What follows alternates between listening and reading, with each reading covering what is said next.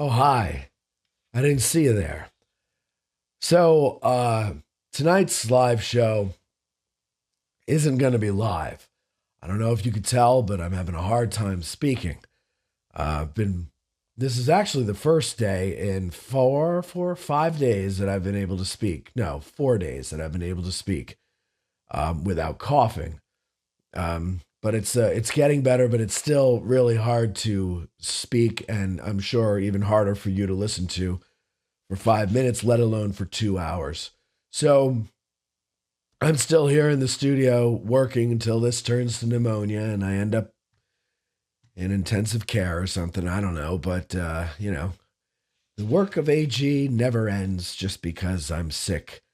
And what rhymes with ends?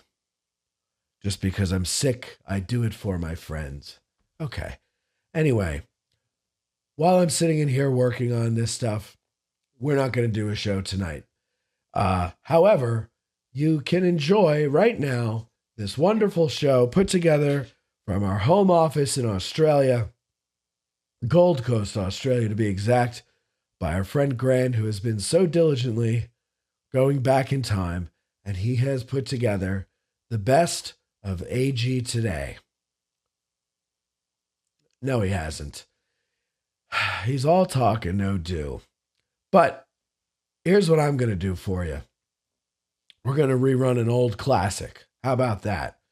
This one we're simply calling Aldersbin Broddussen. This goes back to the days when we were broadcasting out of a shed, and Veronica was my co-host. If I recall, Eric wasn't here this day, so it was just me and Veronica, and our buddy Cam came in to tell us stories of reenacting and West Virginia hijinks, and, a classic moment turned into a greeting for GettysNerds. Well, not all GettysNerds, but GettysNerds that listen to Addressing Gettysburg. We often greet each other with Aldersbin Broddussen. And that's all because of our buddy Cam. So for those of you who haven't seen it, but you've heard the clips off the soundboard, now you get to see the moment when it really happened and where all those clips came from. 90% of Cam's clips and 90% of Veronica's laughs come from this episode. So I hope you enjoy it. This should be better by next week. In the meantime, look out for our 3-camera video of the Remembrance Day Parade on the 16th of November. It'll come out probably early in the week.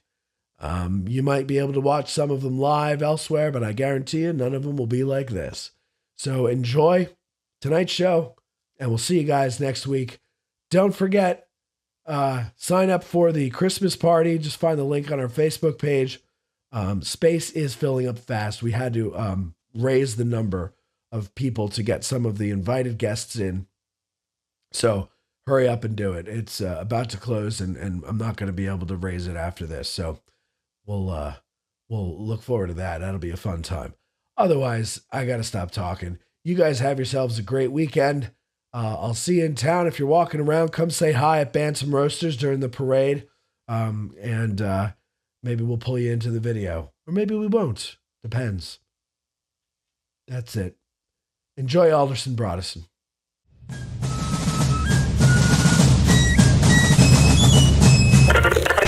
All the DJs say this one's on its way.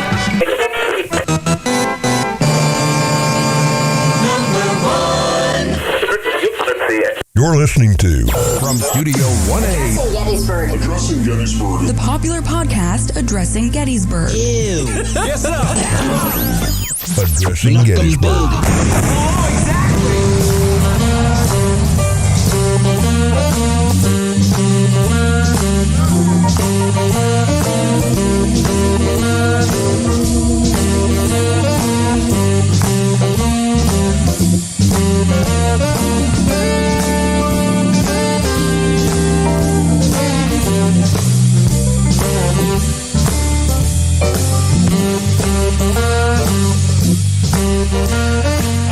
Howdy, Ronnie. Why, hello, Matty Matt. How are you?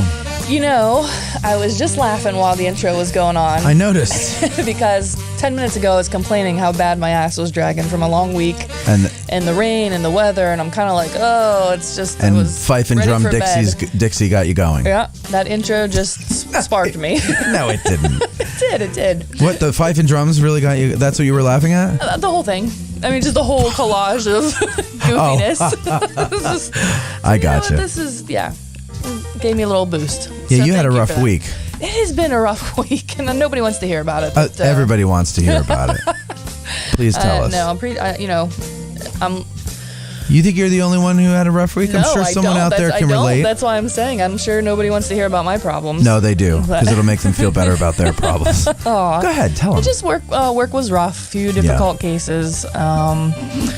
You are just the- you are an Esquire for people who don't know. Right, yeah, Right. I do criminal defense. Right. And primarily I'm focusing my practice right now on juvenile defense. So some of these cases are very difficult when there are serious accusations against minors and like a lot of very serious charges recently. So with very young, one of my clients today was 11 years old and just draining, just emotionally draining with It's like families and disturbing. stuff. Well, that too. That's I mean, I can just generically say that there are a lot of sex assault related charges or cases in Franklin County where I practice, and it's. I mean, I hate to sound like an old whatever, Yeah. but like, I think it's the readily available access to porn that these kids have. Sure. 'Cause And they grow up a lot faster. I mean, hey, when I was 11 years old, I didn't know what, anything was. right. Yeah. right. And no, these kids, man, I mean, it's amazing. But anyway, depressing. Yeah. So work was just a little tough, and then the weather didn't help. The last couple of days here in Gettysburg has just been a little bit like overcast and miserable and muggy Yeah, it and has. rainy and then this morning to top off the week, my dog, who is a little over 15 and a half years old and definitely on the downhill slide, he was sick all morning. So I was up all morning, didn't get much sleep. He's having a difficult time, so kind of bummed out about that too, because the writing's on the wall that There's nothing worse. Yeah. So Nothing worse than losing a pet. Yeah. So there you go. I hope you're happy. I got it all out there, man. Well, I was trying to get you to cry, but I know. next time. No, It'll but the be really the drop of a hat. When something's funny or something, I'll just start sobbing. So just let me go. right. Oh man. Well, that's too bad, because it really is tough to lose a pet, because they're innocent in the whole thing, and they're such great companions, especially dogs. Yeah. My dog. I had a dog. I had a little Jack Russell, greatest dog ever. Yeah. She was great. Well, she still is. She's alive. But when I left my last relationship, my ex's daughter thought it was hers, because we all lived together and everything, and I couldn't take her away. Yeah. As much as it pained me to not have my doggy anymore, Right. I couldn't do that to a child. And Sure. so they're like, every time I've visited since then, the dog doesn't even know who the hell I am. Oh, and I don't believe they're that. like, I don't no, believe she that. she acts like she's never met me, but she just looks at me, she's like, okay, and just Yeah, keeps on but going. Jack Russell's a real high-strung and spirited and everything too. But So that she's might just 15 be- years old. Oh. What year is this? 2021. So she was born 2006. So what does that So make was her? Jay. Yeah. 15? 15. Yeah. Yeah. Jay will actually be 16 in September, so I guess it depends when she was born. But yeah. March. Yeah. Well, then she'd. Yeah. She'd Yeah. already be was- 16, right? She She was born in probably. 2005, I you don't know. said? I don't know what the hell she is. I'm already losing She's track of number. 15, because She was born in 2005. Because my ex's daughter, I think, is going to be 15 in March. So she'll be 15 in March. They're the same age. gotcha. They're born in the same Gotcha. age. Or no, she'll be 15 in August. I don't freaking know. No The worries. dog's a little older than the kid. But anyway, they're great. And I said, listen, if it ever happens where you have to put her down or something, let me know, and I want to come. Yeah, that's the most difficult part. My God, we were talking about that at work today just a little bit, because one of my not a coworker, but a girl from the district attorney's office just recently put her cat down. The cat was almost 20 years old. Jesus. which is a long life, right? Yeah. But we were commiserating. It's, to a certain extent, animals are almost more difficult than humans because they can't communicate, right? Right. Like we can say, oh, God, put me out of my misery. Right, exactly. Or we can say where it's, Yeah. all joking aside, we can at least say what's hurting or what's wrong Right. or if you're starting to feel better. Dogs, cats, No, parakeets, whatever, good luck. It's like a total guessing game, and you never know if you're making the right decision. How do you put a parakeet down? I don't know.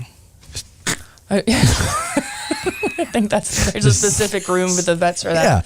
Yeah, right. The vet takes him. Okay, The we're gonna neck take twisting room. squeakers away, and then they go away and they just go No. grab him, All snap right. his I neck. hope Dr. Paul's not watching because Why? he has. You don't know? Well, he has birds, Yeah, right. but not a parakeet. Doesn't he have a parakeet? Or maybe I it's don't know. the green bird that he Alligator. He focuses a lot of pictures and videos on Yeah, Instagram. yeah, yeah. It's cute. It's really cool. Yeah, I had a parakeet when I was a kid. I remember when he died and we came home and my mom was standing there and she goes, "Kids, Harry died," and we were like, Yeah. And then, I remember we were like inconsolable the whole day, and I'm like, it's a freaking bird, but no, it's not a freaking bird. It's a part of the family, It's a part of the family. It's a living thing. Yeah. Right. If you have any kind of empathy whatsoever in your soul, like Right. under any death of a living thing should be sad, and especially Sure. something that you've associated with for 15 or 20 years of your life. But you know what's funny? I never really cared about fish. I had some goldfish and stuff when they would die. I just flop them down the toilet, and that wasn't a big deal. I don't know. I've never heard people crying about a dead fish. Yeah, I guess that's They a good usually just point. eat it. Yeah. But A little fillet. I think it's because we don't relate to them. Right. They're like you can't really aliens. cuddle. You can't really Can't pet them, beckon can't cuddle. or Right. teach them. Yeah, right. Yeah. Come here, Bubbles. Anyway, I would just shout out. I really appreciate it. I see some of the comments here from all kinds of people here. Ricky and Mike and a couple other people on here. So thank you guys. I appreciate it. Yeah. Yeah, see, this audience has a heart. Oh, yeah. I never doubted that. Well, I have a lot of times, especially that Will Thomas. He's one of the most heartless. No, actually, I need to thank him. He raised his pledge amount to $50 Wow, over on nice. Patreon. So thank you, Will Thomas. You want to hear? So okay, so you're a little down in the dumps. You want to hear some good news? Yes, I would love some good news. Okay, now this is not official. Okay. All right. But I was at Sheetz the other day, and there were a couple of federal law enforcement guys there, and Park Service, and I said, Your parole is going to be terminated early. Yep. Congratulations. I'm sorry, I didn't want to steal your thunder, but thank you. Congratulations. That's awesome. They said, "Oh, we were just looking for you." No, no. I went up to him. We were getting coffee, and I said, "Can I ask you a question?" He goes, "Yeah." And I said, "This year, with all the hours changing and everything like that, are we not going to be able to watch fireworks from the park?" And he goes, "No, we're not going to do that to you." And I said, "Really?" Wow, And he goes, nice. "Yeah." And I said, "Okay, because that's a lot of people that you guys are going to have to chase away because all of Yeah. Seminary Ridge is just full of cars. Yep.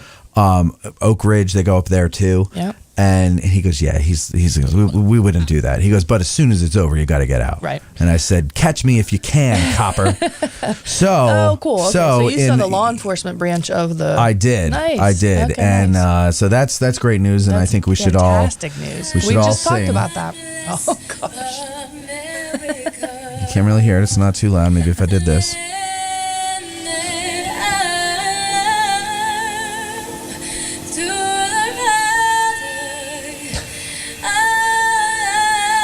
What?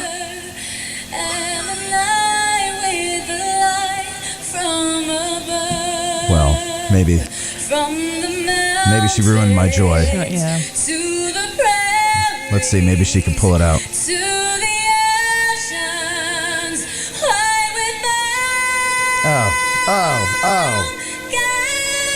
Oh. Damn.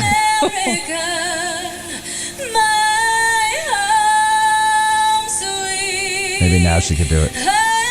Oh.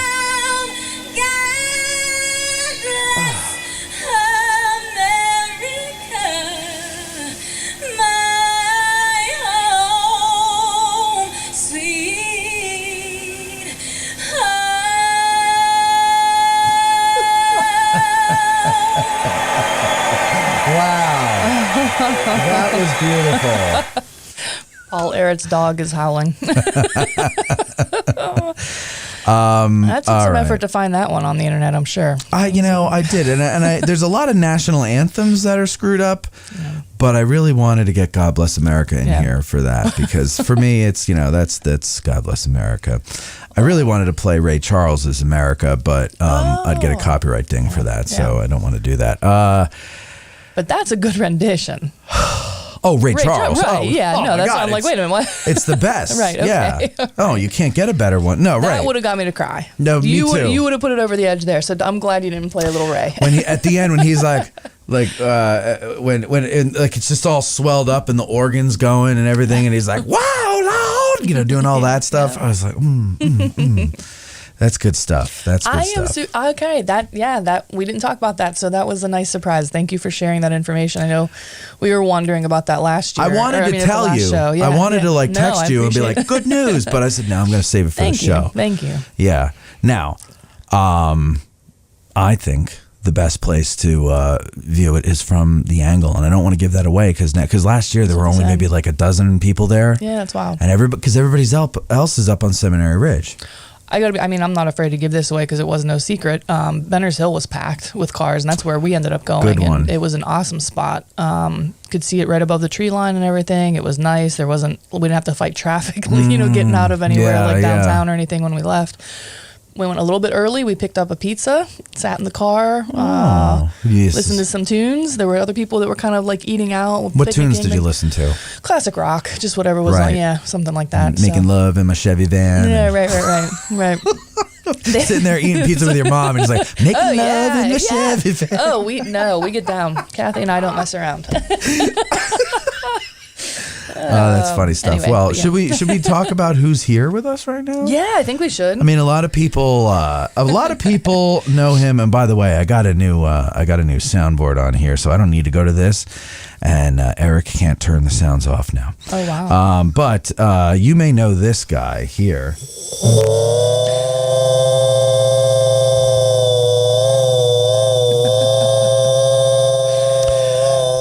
But you've never actually seen or heard him perform it, I'm assuming, because we did that in a recording session, not in a live session. So here he is, ladies and gentlemen, the one, the only, the great Cam Mow. Hello, Cam. How the hell are you? Doing fine. Glad to be back on the show. Well, man, we missed you on the show. A lot of people said, we want more Cam, please more Cam. And so here we are. We got you on. But no, you're just sitting in with us today. So you just joined the conversation, nothing really in particular. Although we did go out with Cam to Montezuma's Monday. Yeah, Monday. You, me, Kath, and Cam. Yeah. They call us the dynamic foursome, and it was a lot of fun. We had a good conversation. You told us about you had just come off of doing a reenactment at Philippi. Yep. And they made you a colonel. I was the second in command for the weekend. And you wonder why the North lost, right? Oh, very funny. This was the first reenactment where the North actually lost that battle. I don't think so. Oh, okay. Well, so you got to be second in command. You got yourself a nice little colonel's uniform and everything. You sent me a picture of you. You look great in it. I mean, there you are at the head of the column. I don't know if you saw the guys putting the bunny ears behind your head. But there you were. And what's that like, Kim? What were some of your highlights of the weekend? Give me some of those. It was an incredible highlight for me to get to do that because... No. It was an honor for you to get to do that. But what were the highlights of the weekend? I think... The things that stand out. Well, one was getting to see some of my Federal Volunteer Brigade reenacting family come to their first West Virginia event. So you have relatives that reenact as well? No, it's just, Oh, you call them a family? Yeah, we're like a big family because, we're on the road. Because y'all know each other, yeah. And we travel around a lot, doing different battles, recreating them. Take showers together, things like that. No, what? Not that far. Oh, okay. Well, West Virginia. So I left from work that evening, drove all the way out there to... make sure they had a great weekend. And I was given the honor of being second in command because I was one of the only other ones there that knew how the weekend normally goes. Okay. Especially the battles. Now, did you have a colonel's uniform just laying around, or did you borrow it? Or No, I have my own colonel because sometimes I do a living history impression of Colonel Snyder from the 7th. Of course.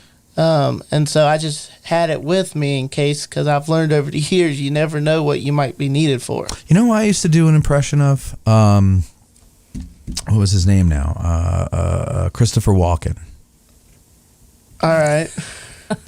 I used to do that whole speech that he gives young Butch in Pulp Fiction. I knew the whole thing. We printed it out, and I memorized it, and I used to do the whole thing. I can't remember any of it now. It's really terrible. That's lost on me. I've never seen that movie. Me neither. Not a big movie person. What the hell kind of people am I hanging out with? No, You never saw reference that? more cowbell. Huh? Isn't that Well, what- that's the same guy. Yeah, Yeah, right. That's but, all I got. But everybody referenced more cowbell. I'm like, I'm going to learn the speech that he gives little Butch in Pulp Fiction. He'd be damned. And I couldn't remember. I can't remember.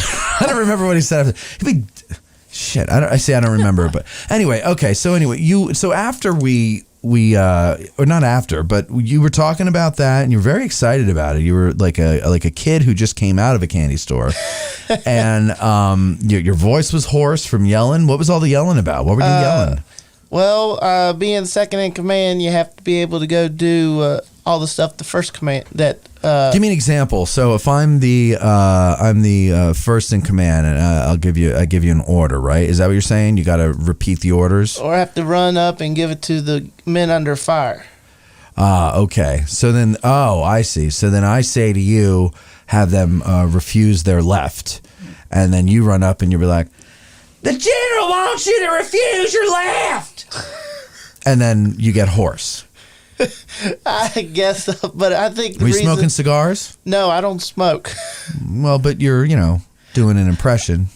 I still don't smoke. Okay. What if you did an impression of Ulysses S. Grant? Would you not smoke? You would just have those plastic toy cigars that little kids used to get? Probably have a fake cigar or A something. fake cigar? I don't smoke. Well, but you got to take it up if you're going to do U.S. Grant.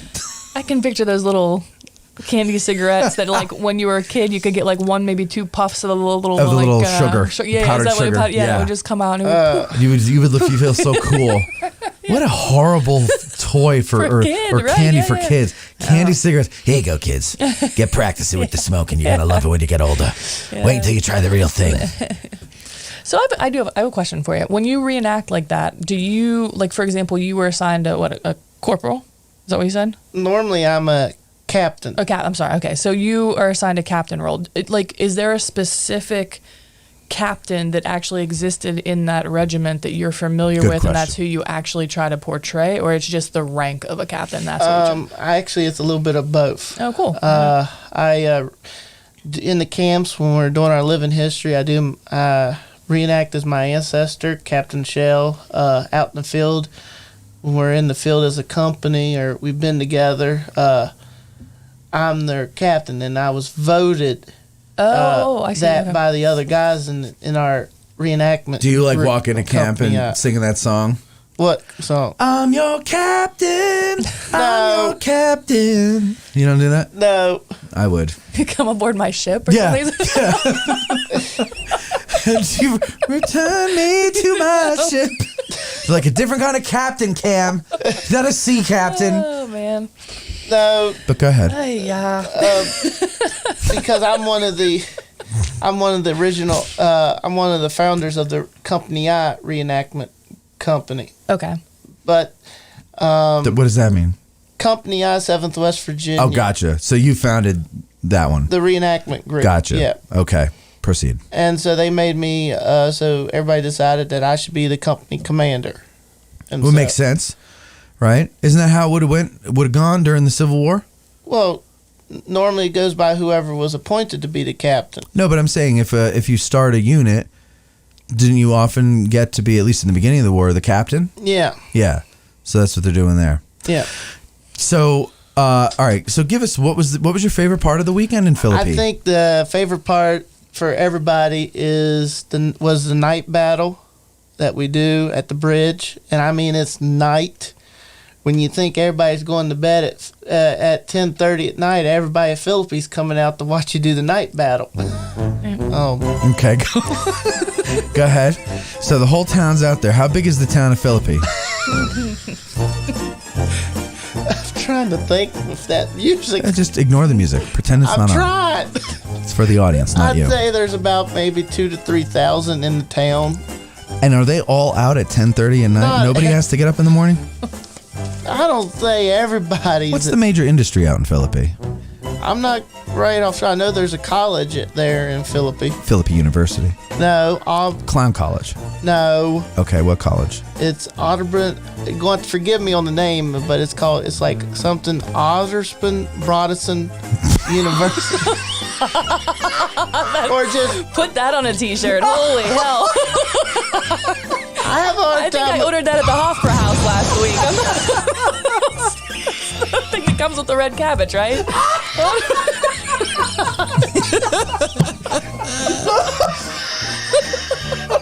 What is it called? The Ottoman Hobbits? Look it up. No, I don't even know what you're saying. What does it start with? A and B. That's abbreviation. A and B University. Aldersbin Broddussen. Duh. So where are you going to school? Oh, I'm going to Aldersbin Broddussen.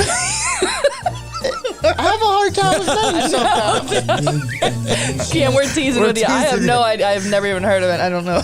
Yeah. It's just the way you said it was funny. Okay, so go ahead. I'm sorry. People from we're not making fun of you. No, we're we're just not. No, we're we're not. laughing We're- at because it was funny. But the night battle was probably the best fight of the week because the colonel of the army, he was the safety officer.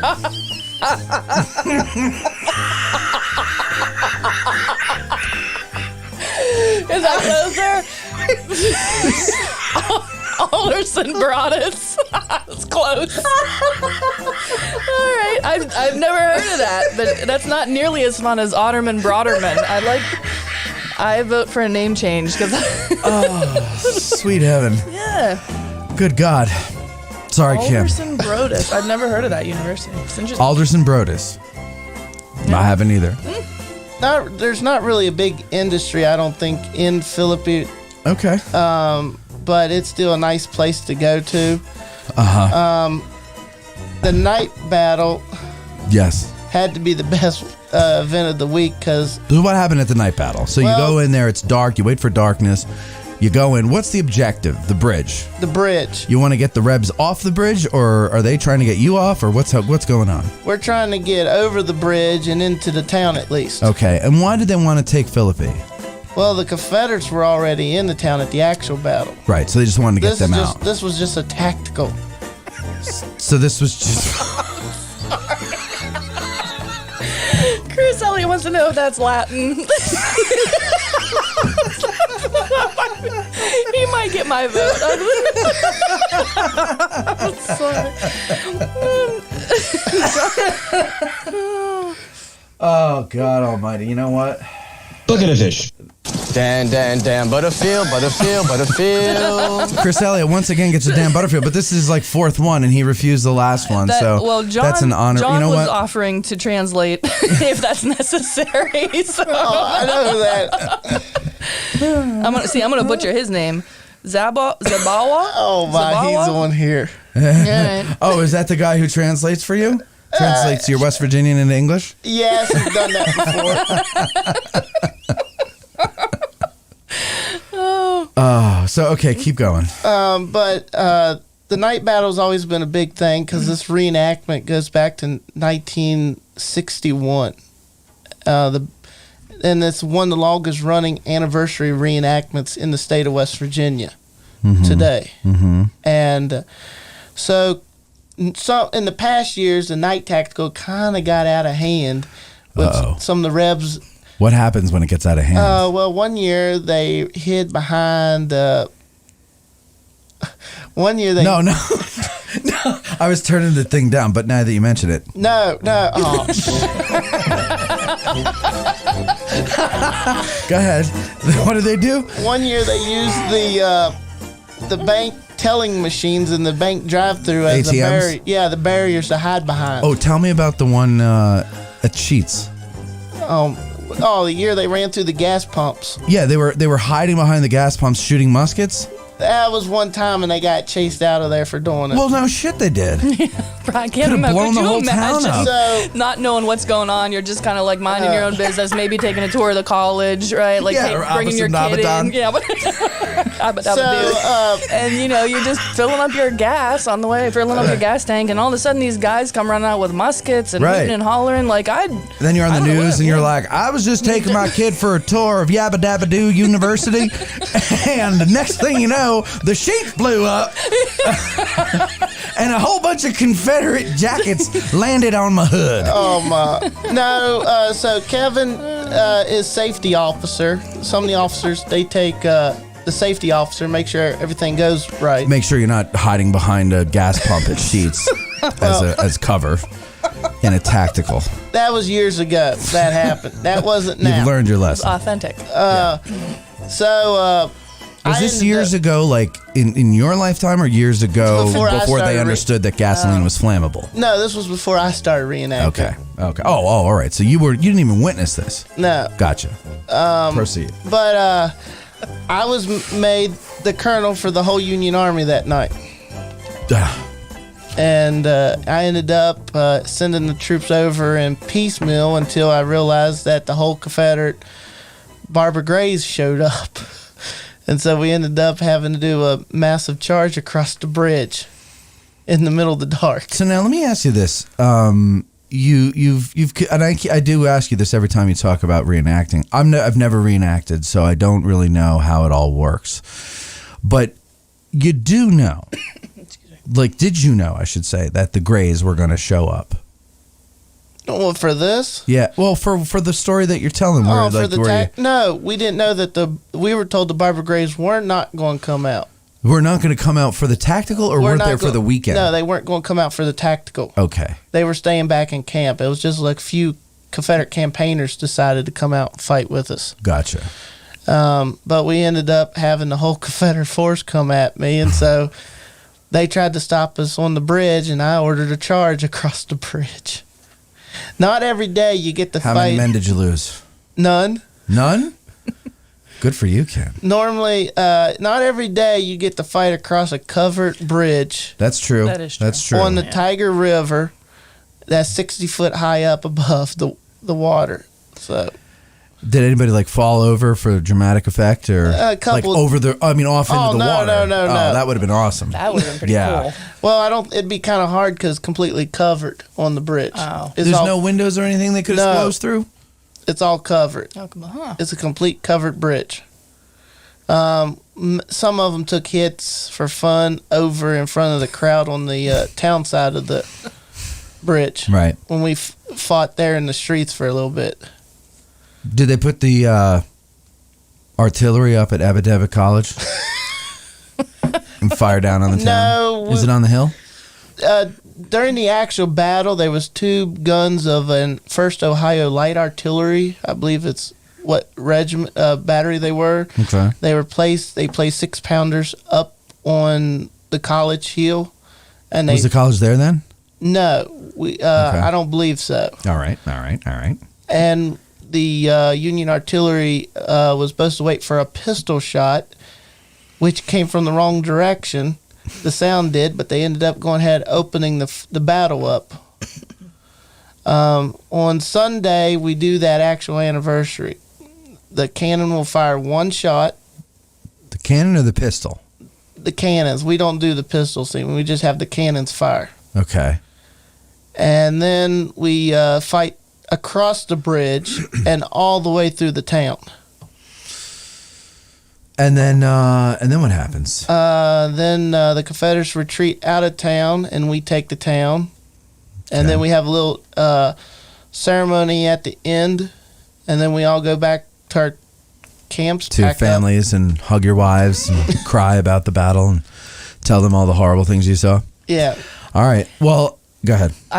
One of the things I hope I'm not jumping the gun, but part of the weekend is kind of like a social or something where. Oh yeah. Right? Is that okay? Cool. So tell us about.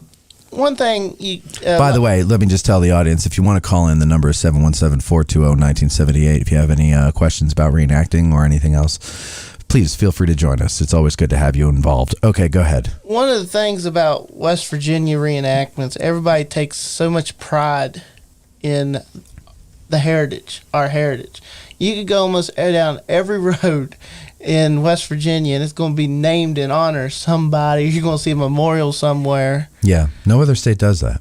I just always, as much travel I've done around West Virginia, you see that everywhere. Yeah, when I was driving up Stevens Street today, I then turned over to Lincoln Avenue, and I was like, we don't name our streets after anybody around here like they do in West Virginia. No, I'm teasing, Mike of course. Lentz said he's sitting at the Chili's in Hagerstown, and he's listening to us with the volume up, and Cam started talking about the Confederates and gasoline pumps, and he got some really interesting looks.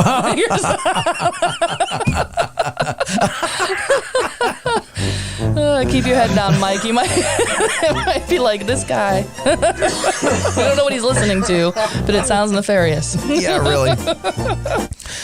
All right, so go ahead, yeah. To get serious, everybody takes big pride in the Civil War history down there, because that's where my state. Well, hey, and you were the counties in a Confederate state smart enough to break away from the Confederacy. So everybody makes fun of West Virginia, but you were the smart ones. You got away. We were the first counties to say no to the secession. Yeah. Some men actually got chased out of Richmond in '61 by people with hangman ropes and everything. Yeah. So they call them nooses, I believe. But the point is, all these reenactors, especially the ones from my family, from the reenacting family, sure, all they could say after the weekend was how nice the town treated all the reenactors. Yeah, so the town appreciates the reenactors. Oh there. My! Do the reenactors tip well there when they go to restaurants? Yeah, Yeah. Apparently not here. This is what I hear from the waitresses and bartenders. I'm out of that one. Yeah. Well, yeah, that's because it's not you. But they say they expect to be treated like rock stars, and they leave like a $5 tip on a $200 bill. Wow. This is what they say. I've never experienced it. But we, the town gave us free 35 packs of water bottles. They gave us. So you didn't have to pay for the water? How about ice? Did you have to pay for ice? No, we didn't even have to pay for the ice. Nobody made you pay for ice? No. Wow. How about firewood? Did you have to pay for firewood? Nope. Hay for your horses? Nobody had horses. Hay there. is for horses, though. Well, Kim, how about this? After that, when we were at dinner, you told us some whoppers of some stories, and I don't know if I want to get all of them in on today's show. I might want to bleed them out, but I want to just bring up. We already talked about the second in command at Philippi, right? Did we talk about the ice cream social? Not yet. Okay, let's talk about that. Ice cream. Real quick, before you get to that, Paul Arrett had a question about how many Yankee reenactors actually came out for the event. Good question. We had, I'd say, number average about 50 Union for this one. That's also counting the civilians. And I'd say close to about maybe 30 Confederates, counting their civilians too. Okay. So it was a pretty good year for what we've been dealing with. Sure. Wait, what was it? How many Union? About 50 for the reenactment, dealing with what we've been dealing with for the past year. Yeah. And getting everything back up and going. Sure. All right, so the ice cream social. I made, and that's fine. That's fine. So ice cream social, we got those. I made some. Did you meet a lady at the ice cream social? No, we just sat around and talked the whole time with each other about events this summer that were getting back up going. But no romance. No, or we were telling them other stories about other West Virginia events because they were so thrilled about how well the town was treating. Were there any ladies there? Not I can remember. We gotta set Cam up on a date with someone. We do. And let us videotape it. Oh, come on. No, I'm talking about dinner. Sicko. No, why wouldn't you let us do that? I'm sure some nice lady would like to go out with you, like an old lady would like to go out with you and take you out, or you can go out to dinner and talk about West Virginia and ice cream. Country mama. Country mama.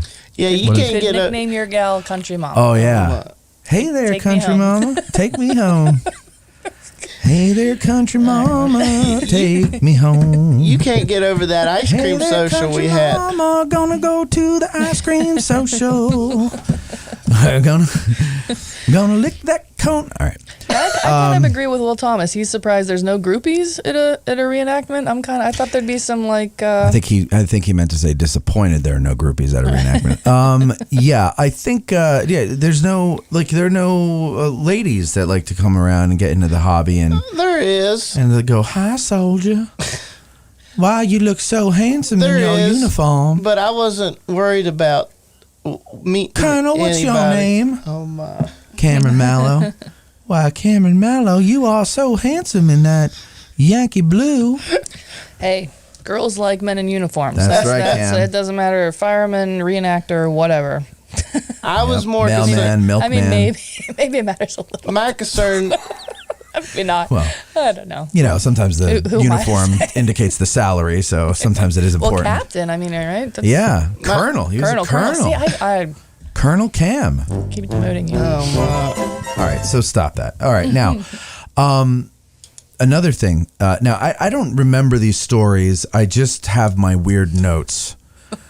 So, butt beeper and blow up doll. No, we're not going there. What was that? Do you remember that song? I remember vaguely. I certainly can't. Give me the Cliff Notes. Oh my. Give me the vague recollection. I don't want to even. We were talking about his family. No. What? No, I'm not even We're going not gonna into go. that. Okay, Yeah. all right. How about let's give Cam a little bit of a break and we'll take a call. Let's take a call. We'll see Oh, who's yeah. here. Hello, caller. You're on the air. No, he's Hello, can you hear me? Yes, we can hear you. All right, great. My name is John. I'm actually local to Gettysburg here, and Cameron's one of my good friends there. But I reenact with him. I'm actually his. I offer my service to him as a translator. So I just follow him around wherever he goes and translates his West Virginia to English and then English back to West Virginia. Well, why aren't you here? Yeah, come on down, Well, John. you know what? I would actually love to be there. Don't tell me he'll show up. We can do that. Well, come on We down. can set that up. Okay. I'll be there in 15 minutes. Come on. Do you know Can where I it do is? that? Yeah. Do you know where it is? It's at the visitor center, right? Yeah. There you go in the bus lot. Come on down. Oh no, you just start I'll with. be there. Okay. See you soon. All right. See ya. You All right. just started Bye. World War III. That's awesome. All right. Great. We got Cameron's translator coming in. That'll be good. Add that to the list of languages that are approved by officially recognized organizations. You have sign language. You have, like Cam language. Yeah. I can't believe he's actually coming down here. What was Maybe we'll forget the blow up doll. What was the butt beeper? No. That's only one for around the dinner table. Butt beeper doesn't sound like dinner table conversation. I can't remember this. I can't remember. Do you remember the this? details. I'm not going to that one. Kathy might remember. Yeah. Hey, Kathy, are you watching? Yeah, Kath, if you're watching, Send a put it in the text. comments. No, don't put it in the comments. Look at Cam's I don't face. He's like horrified that Kath might remember. Kath You might. told it in front of her. Cameron almost killed Veronica's mother 3 or 4 times. She turned a shade of red laughing. It was like purple. I mean, I don't even know how. She was laughing so hard.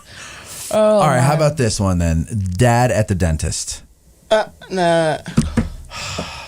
That was the wrote these- wheelchair assault. Yeah, the wheelchair. I wrote these down in front of you, and I said we're gonna talk about these on the show next week or later this weekend, and you were like, okay, well, do it. What's the dad and the dentist?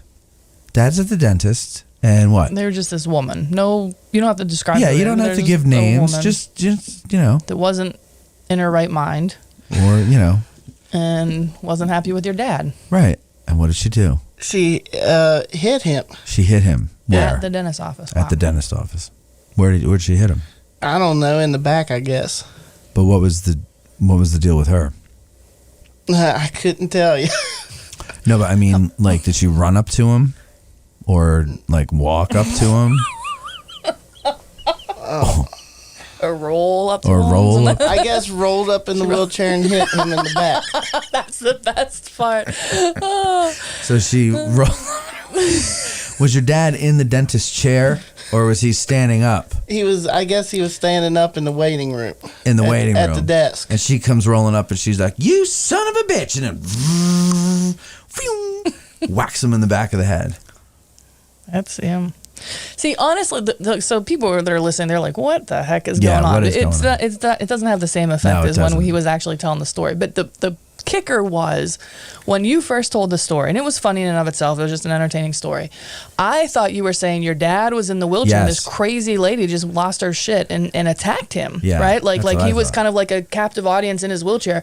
Oh, no. The reality was dad was just minding his own business, hanging out. Right. And a woman in a wheelchair went batshit crazy and assaulted him. That was kind of the funny thing to me. Anyway. Yeah, the visual.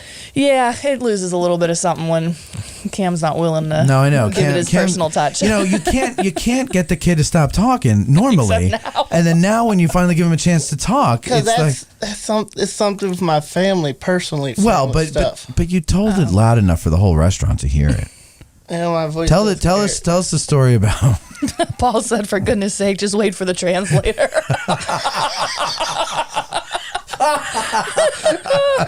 Good one, Paul. Tell us the story about you in the college and you were playing what was that game? The card game. No.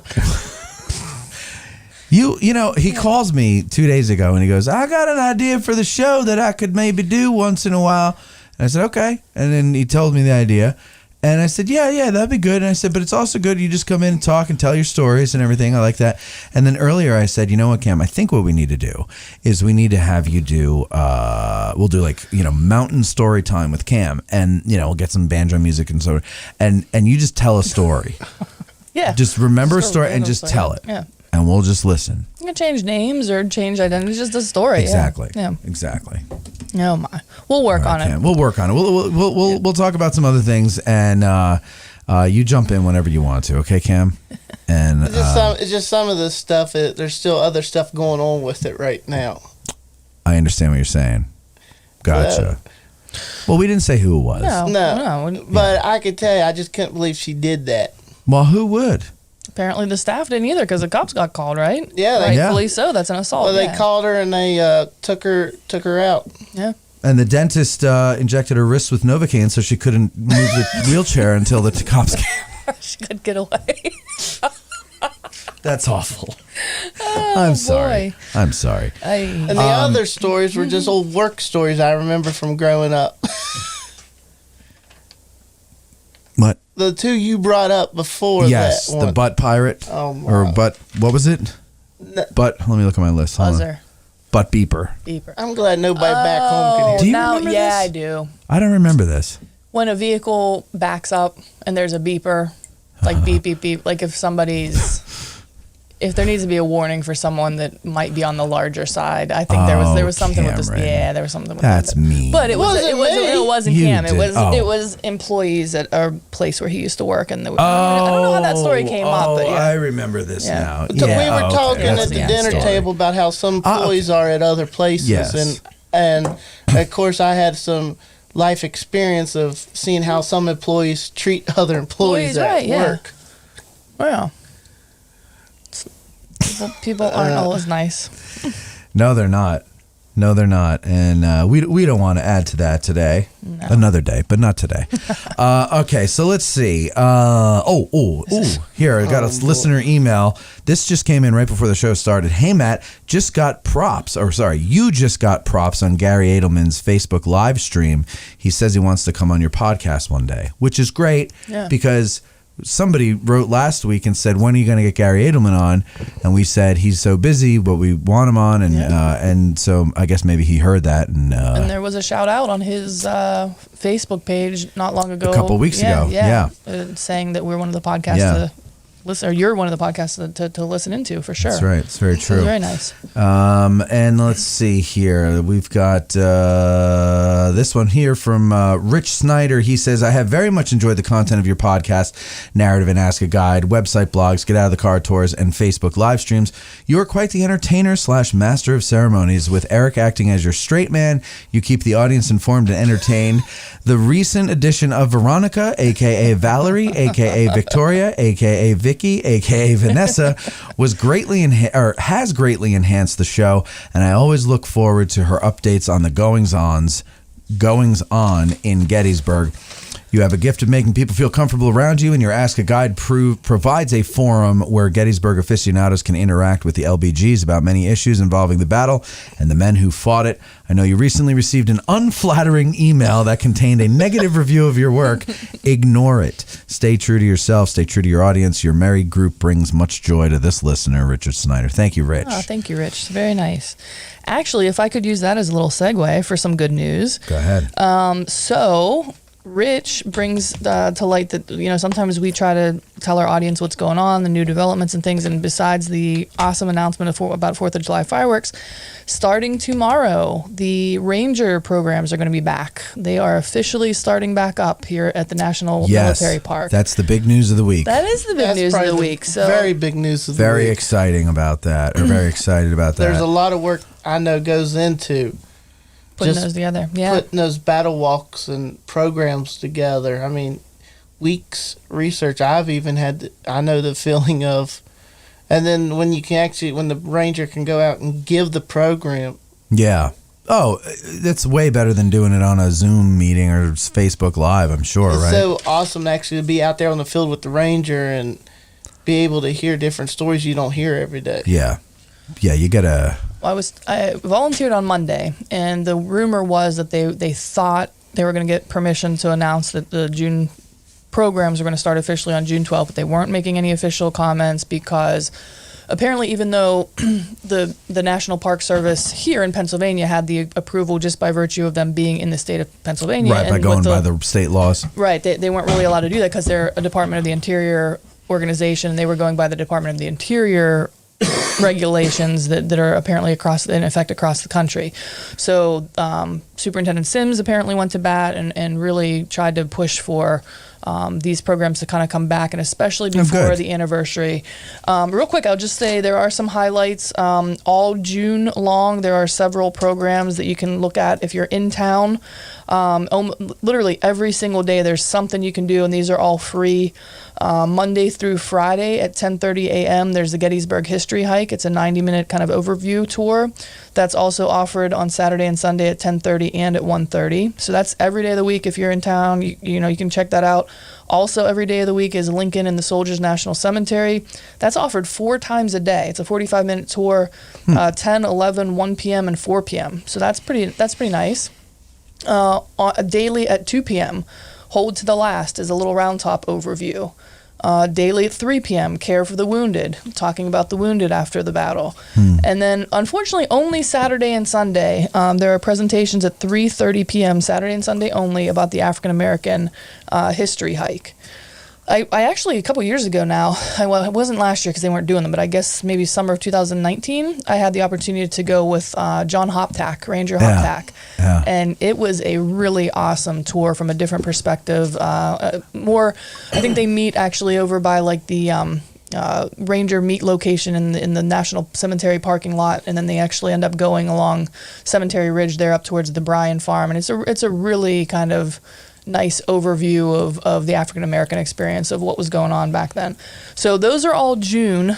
They will be releasing an updated schedule once the anniversary happens, the 1st, 2nd, and 3rd of July. Once that's done and over with, there's going to be the rest of summer, July and August kind of tours that are going to be listed with a schedule. So if you're coming to town, if you're looking for something to do, these are all family friendly. None of them are too strenuous in terms of walking or anything like that, but please look on the National Park Service website. They will have an updated schedule. And actually, for the anniversary, that's the 158th anniversary this year, daily there are going to be tours, again, of the Soldiers National Cemetery, 10, 11, 1, and 4. There are specific tours that they're calling Let's Explore ... right? So on July 1st, they're going to explore from McPherson's Ridge. That's going to be at 10 a.m. It's a 60-minute hike. On the 2nd, it's going to be from tour stop number 9, the Wheatfield, a 60-minute hike and overview. And then on July 3rd, it's going to be meeting at the Maryland Monument, the parking lot in the National Cemetery, and they're going to explore around that area. One of the cooler things about the National Park Service is they do have some open house, what they call their Doors Open program. On July 1st, it's from 10 to 3, you can explore the McPherson Barn. On July 2nd from 10 to 3, you can explore the Warfield House. That's recently been renovated, and it looks awesome, so I'm excited to go inside that myself. And then on July 3rd, from 10 to 3, you can go in both the Lydia Leister, which was Meade's headquarters, and the Abraham Bryan Farm. So those are all something to look forward to. It looks like the only official battle walk that's going to be offered this year is a pickets charge walk from the Virginia Monument across the field at 3 o'clock. So I guess they are still trying to limit, like large gatherings and stuff, but that's going to be the only official, what we used to call battle walk. So they're only doing one battle walk? That's the only thing that's listed. So what do they... So on July 1st, for example, they are offering overviews from the McPherson Barn at 10:30, 11:30, 1:30, and 2:30. Those are only 30-minute overviews. On July 2nd, they're doing an overview around the Warfield House and Seminary Ridge area, or I guess technically Warfield Ridge area, again, 10:30, 11:30, 1:30, and 2:30, but those are only half-hour presentations. And finally, on July 3rd, they're doing half-hour presentations if you meet at the Bryan Farm, again, 10:30, 11:30, 1:30, and 2:30, each of those days for the anniversary. But the only official battle walk that I saw advertised anywhere was the 3 p.m. pickets charge, and if you're interested in that, meet at the Virginia Monument. What do you think of that, Cam? Just one actual battle walk this year. Well, the whole year, or for the anniversary? You for mean? The anniversary. Lord have mercy. Okay, the special, It's at least good to be being able to get back out in the field for the Park Service. I'm sure they're happy. Everybody on the staff's happy to get back out. Yeah, you don't get in this. You don't go and try to get a job as an interpretive ranger, so you could sit behind a desk and do Facebook Live and all that. Everything that they made you do during the lockdown. So I'm sure they're happy to get back into that. I would be. Right. I'm happy to just see that happen again, because I never have the time to actually go to these because I'm here all week and then we were kind of talking about that. Unfortunately, this year the anniversary kind of falls in the middle of the week, sort of. At least Thursday, Friday. I know I'm working, so the places I want to see, like I've never actually been inside the McPherson Barn, for example, but it's only open from 10 to 3, which is exciting for everybody else, but I'm kind of bummed out about that because I don't think I'll have a chance to make it for that. I was in there once. Oh, cool. Neat. Where, in the McPherson Barn? Yeah. Yeah, me too. You ain't special.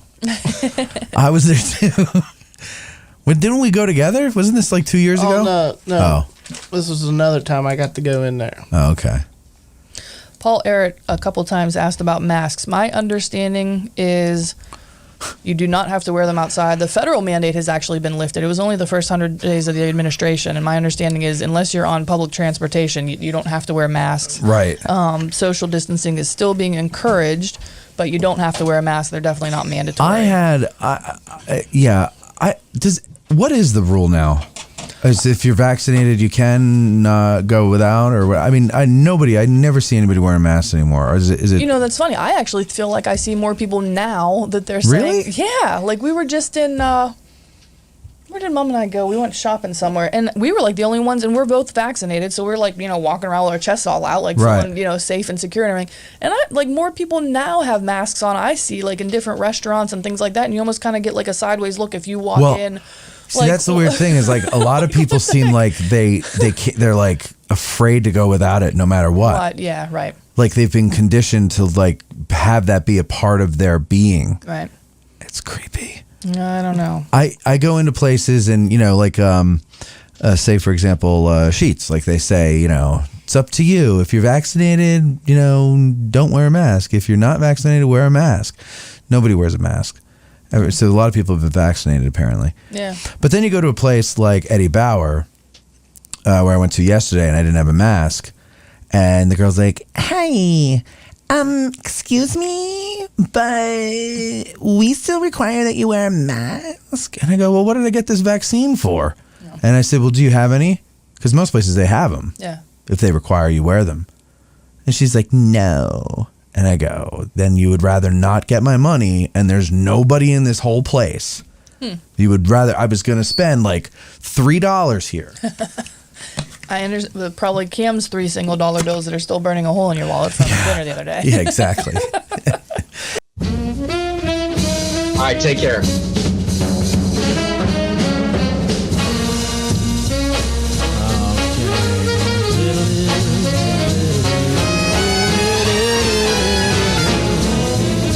All right, hold on. Give me a second here. Give me a second. There we go. You know, over 300 audio shows and almost 100 video shows are on our Patreon page, and also several respectable licensed battlefield guides, including Lewis and including Jesse. I just outed them. Sorry, guys. But they are patrons as well. Because here's the thing. Just because you're a guide, it doesn't mean you know everything. It's a constant state of learning that you're in. And you're learning from other guides. Mm-hmm. And you're learning from idiot podcasters who have these other guides on. Well, you're not learning from me, but you're learning because idiot podcasters like me put them on. And listen, right now, folks, honestly, I'm not even kidding. If you're studying for the guide exam, you know, the reading, the eyes, the brain, it's tired, it's getting worn out. Save it for a bit. Do something passive. Listen to the old episodes, all the episodes on our Patreon channel to help you to better prepare for the guide exam. We cover everything. It's not just the Battle of Gettysburg. It's the Civil War. Yep. Okay? We started doing Reconstruction with Rich Condon, so there's some of that stuff in there. Okay. It starts during the Civil War, so you know you gotta learn this stuff. So anyway, there's a 7-day free trial for our second lieutenant level, which gives you every audio show that we do in a month. And of course, if you like it, then 7 days are over. You join at that level, or you could join at the first lieutenant level, where you get to watch the episodes being recorded, which means you'll hear them way ahead of everybody else. Debbie just said to me, I really loved your episode with Paul Bailey, and I was like, did I put that out already? I thought that's coming out next week. And she's like, no, because I'm a first lieutenant. I just went back and I watched when you recorded it, like in the spring or whenever that was. So you can, months in advance. And then most importantly, everybody loves statistics. 908 out of 909 college sophomores agree that you can't say you're fully prepared for the exam without having consumed all of our AG Patreon content. So, you got to believe them because they're young. They know everything because they were told. And that's it. That's all it is. So that's patreon.com/addressing Gettysburg. Join it today and you will thank me. You will thank me big time. When you're dragging ass out of bed, the hairs must up on your head. You picture the 20th Maine, and you're happy once again. Fight the battle against being slow with Little Ground Top Bro. Hey, Little Ground Top is addressing Gettysburg's first coffee brand, and we're proud, very proud, to team up with Bantam Roasters who do the roasting, they do the bagging, they do the shipping, they do it all. They do the label and everything. It is wonderful, and they're proud to team up with us and bring you this medium blend with notes of cacao, wildflowers, and toasted sugar. Yep. I wanted to let you know, I bought some for Mark. Did you? And does he like it? He does. Good. I'm telling you, right? He drinks it as a cold brew. I told him that I love it. One gentleman said that it was good as a cold brew. And he said, yeah, it's really good.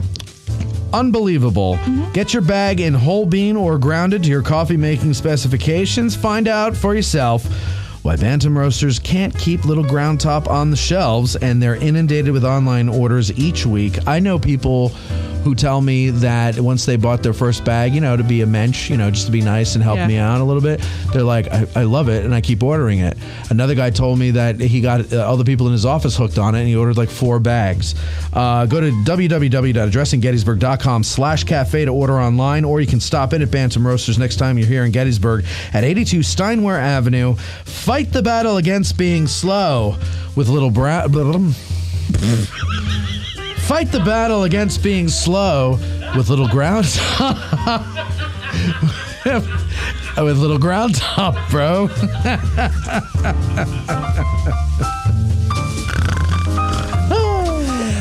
Looks like well, hold on a second. Let me just let's see some of this here. I saw a couple of things here. Robert Childress, he says, Matt tried to email you regarding podcast reenacting topic, but no response from you. Robert, I am terrible at getting back at emails in a timely manner because I have too many of them.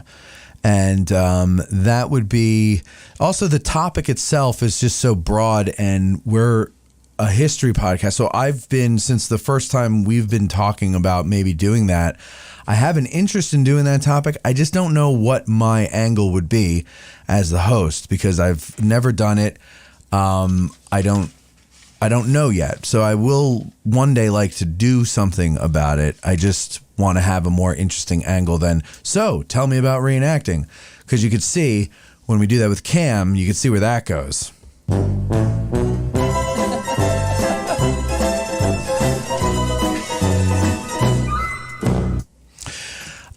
So we'll still do it, but all these things take time. We're on a schedule, and when you hear or see something being released, that's months old already. So we're not. It's not a how do you say it, like a 1-for-1 type of thing. It's like we do it today and then it's out tomorrow. It's not always that way. The only thing that you see as it's being done or in a timely manner is this show here. Everything else is done. With a delay and a lag and all that. So we'll eventually get to that. Don't worry. And then what was the other thing? The battle walks attract way too many people for it to be good experience. Yeah. I mean, I like them. I find them interesting because I'm looking for like quirky little details about certain things. Like I went on this one with Troy Harmon a couple years ago, and I loved it because he gets into like symbolism in the monuments and like all these things. It's not just like battle stuff, and he really has like a lot of cool things to put in there. And so I go and I take notes, and but I had the time back then. I don't have the time to do it this year, but personally, I went on a few, again, I guess it must have been the summer of 2019 when I was like house hunting and things. There were a couple with Matt Atkinson that I went on. Right. Everybody raves about him. With you, he's an entertainer, right? Sure. So that in and of itself makes Matt it is fun. the entertainer. So that in and of itself makes it fun. But then part of it even is if you start to kind of gloss over, just people watch the people in the crowd. There's something to be said about that too. Like there's, I don't know. I've always had good experiences on the battle walks. Even if I'm not taking notes or like studying this to become a guide or anything like that, I still find value in them. Yeah. So. What is it with these people with the ski poles? What's that about? The walking sticks. Is that what they are? Yeah, I don't know. Like some people do? use them because they're weighted, right? And if they're legit walking, they actually like exercise more. But some, I think they're like more of a stability kind of thing. Like they're walking poles. Like it just gives you. It's almost like a cane, right? Like and it's just not a cane. But these don't seem to be like disabled people. They're just. If it's a legit hike, they are hiking poles like that. Then people think that when you're going up through rocks or uneven terrain and stuff like that, that actually does give you a little bit more stability. You're not like crawling on your hands and knees, right? But what on pavement? I don't know. Maybe they're expecting something more. Oh, possibly. Yeah. I don't know. It is funny what people expect. In fact, here there's a new thing here. Trekking poles. Thank you, Kevin. Trekking poles. There you go. There's a new thing here. At Gettysburg, people come up to the window. They think we're the visitor center, or we're at least an information booth or something like that. And we're in the bus and RV lot. And here's, God bless you all. I understand you're on vacation, first time here. I get it. But for me, by Tuesday, I've heard the same question 20,000 times. So it gets really old really fast. So there seems to be like, it's a fascinating social experiment to sit at this window and interact with the public. Because they come from all over the country, right? But they have a lot of the same misunderstandings or idiosyncrasies. And you know, it's really like, if I was rich, like I had a lot of money, I would say to certain powers that be, here's a lot of money, and I want this money to go to redesigning this place so that it's, you know, for new signage, new, you know, someone to trim the hedges, you know, things like that. Because I have a unique view of things, because I'm the guy that people come to find things like the visitor center or just other information, and I see what is lacking around here based on their misunderstanding or inability to understand or whatever it may be. But that would be something money's not going to cure, though, because in fairness, there are some signs that like very, like if you're coming off the Tawny Town Road and coming in the entrance, illegible. Well, so, okay, some of them are, but on the other hand, some of them are very clear. RV bus this way, parking this way. Like those are the digital signs, right, and they're very clear. There's no mistaking this. So I don't know what people are. I'll tell you what it is. Yeah, they come up to the window. Hi, we're here for the 10:30 bus tour, and I go, good for you. Oh, because the bus. Because this is the bus lot. Gotcha. So they assume that means this is where you go for the bus tour. Yeah, gotcha. The other thing I think I said on another show was, you know, is this where we pick up the shuttle to take us to the visitor center? Yeah. Which I think there should be. Right. Because there's shuttles that go everywhere. Why can't we have a shuttle that goes from here to the visitor center? Sure. For older people, disabled people, it makes sense. Also, the country's not getting in any better shape. So people are just unable to walk anymore. But here's the new question that I've been getting this year. Haven't heard this very much before, but this seems to be the new mass misunderstanding of things or whatever. We have an RV, then they point to it. Can we park that closer to the visitor center? And I want to like smack them. And I say, no, this is the RV lot. Well, how do we get to the visitor center? I go, you walk. And I don't know why they think that they're special, that everybody else has to park in the RV lot, but you're, like the lady today, she said, we have a small RV. Good for you. Good for you. You got a small RV. It doesn't mean you get to go and park in lot number 1. I gotcha, yeah.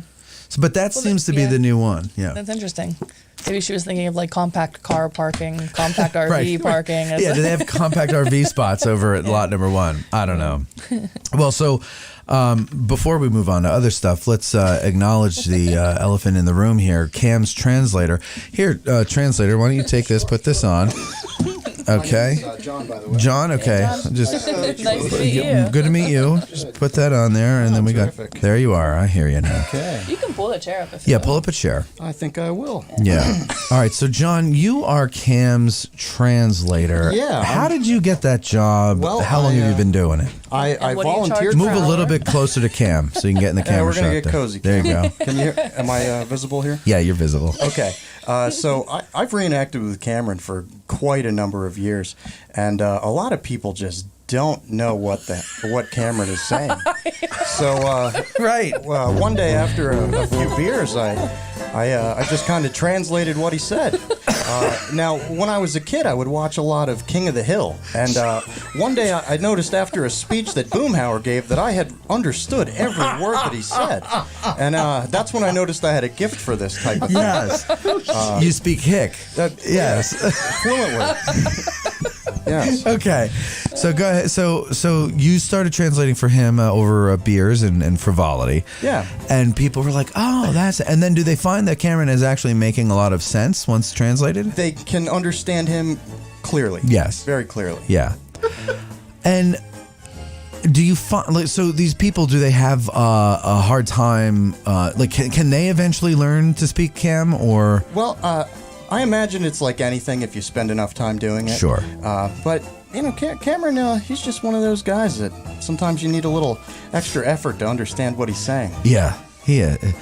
Or even like where he got the idea to talk about whatever he's talking about, right? Cameron has a lot of things going around in his head. He does. But they're all centered around West Virginia and reenacting. Cameron is all West Virginia. Yep. He is. That he loves his state. enthusiasm, I think, sometimes your brain works faster than your mouth, right? And I have that problem all the time. But that enthusiasm that Cam brings to literally every conversation is actually pretty cool. She said your enthusiasm is what makes you a great person. That is fantastic. They're laughing now, but I think that's universal. You can understand that, right, Cameron? Sure you can. Right. So I didn't realize you translate back to him. Oh, no, yeah, no. It has to be a two-way street, yeah. Sometimes he doesn't know. You got to speak his language. Oh, that's great. Oh, Cam. I think that gets a sticker. That's my vote. Hey, you know what? Yeah, I'm going to give you a damn Butterfield. That was pretty cool. Butterfield. All right, let's see. Let me turn off his music. Do you want a sticker or a book? Oh, well, which would you recommend? Let's go with a sticker. Okay. I've got a daughter. She likes stickers. Oh, there you go. All right. So, all right. Cool. Well, then I have one that I think you might want for her, but let me go through some other ones first. I'll put that last. Here we go. You've got the choice of, let me go to, what do you want? Mic 3, right? Sure. So let's see, Matt. Sure. Where's Matt and Mic 3? Matt, Mic 3. Matt and Mic 3. I don't see Mic 3. Okay, whatever. We're just going to go to Mic 3. There we go. We're going to Mic 3. Here we go. No, why am I going to Mic 3? I want to show the audience the stickers so that they know what they're getting. That's what Matt. Okay. GettysNerd. GettysNerd is your first one. What? Mike Stump, is that the one you? What do you? How did Cam not just flip him off?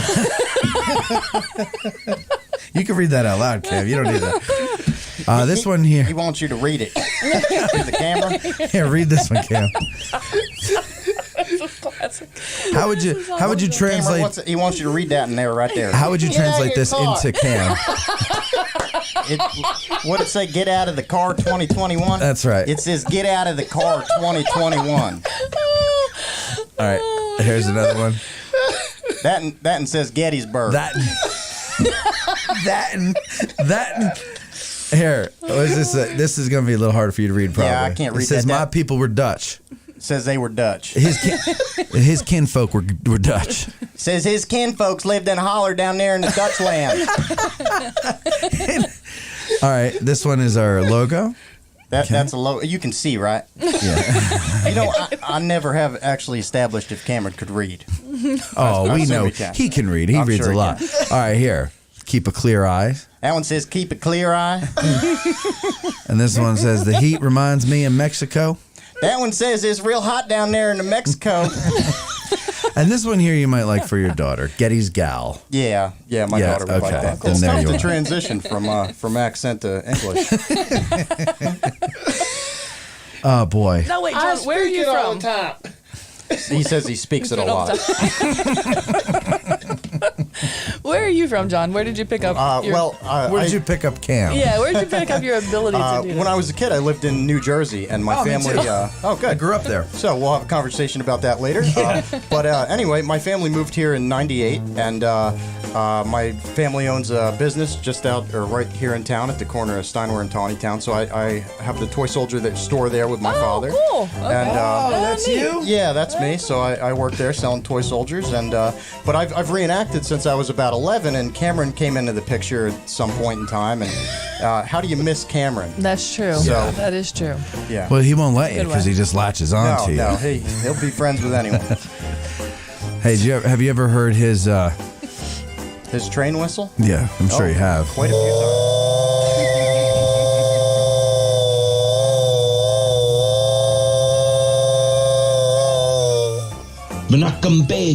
Nice. Do you, Cam, speaking of the train whistle, people have not seen you do it in person.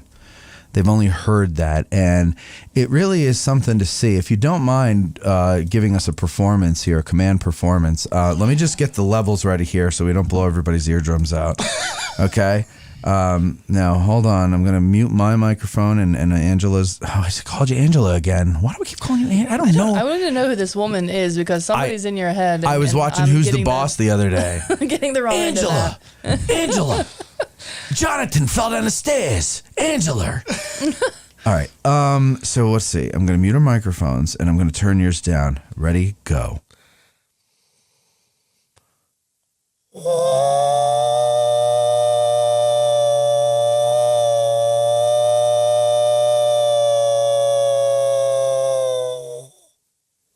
Look at the concentration on his face. That is pretty cool. I have to admit, that's pretty amazing. neat to see in the wild. How do you do it? Like, what are you doing in your throat? Because I'm a world-renowned vocalist, and I need to know how to do that. I don't know. I just picked up on it. Let me hear you again. Just go ahead.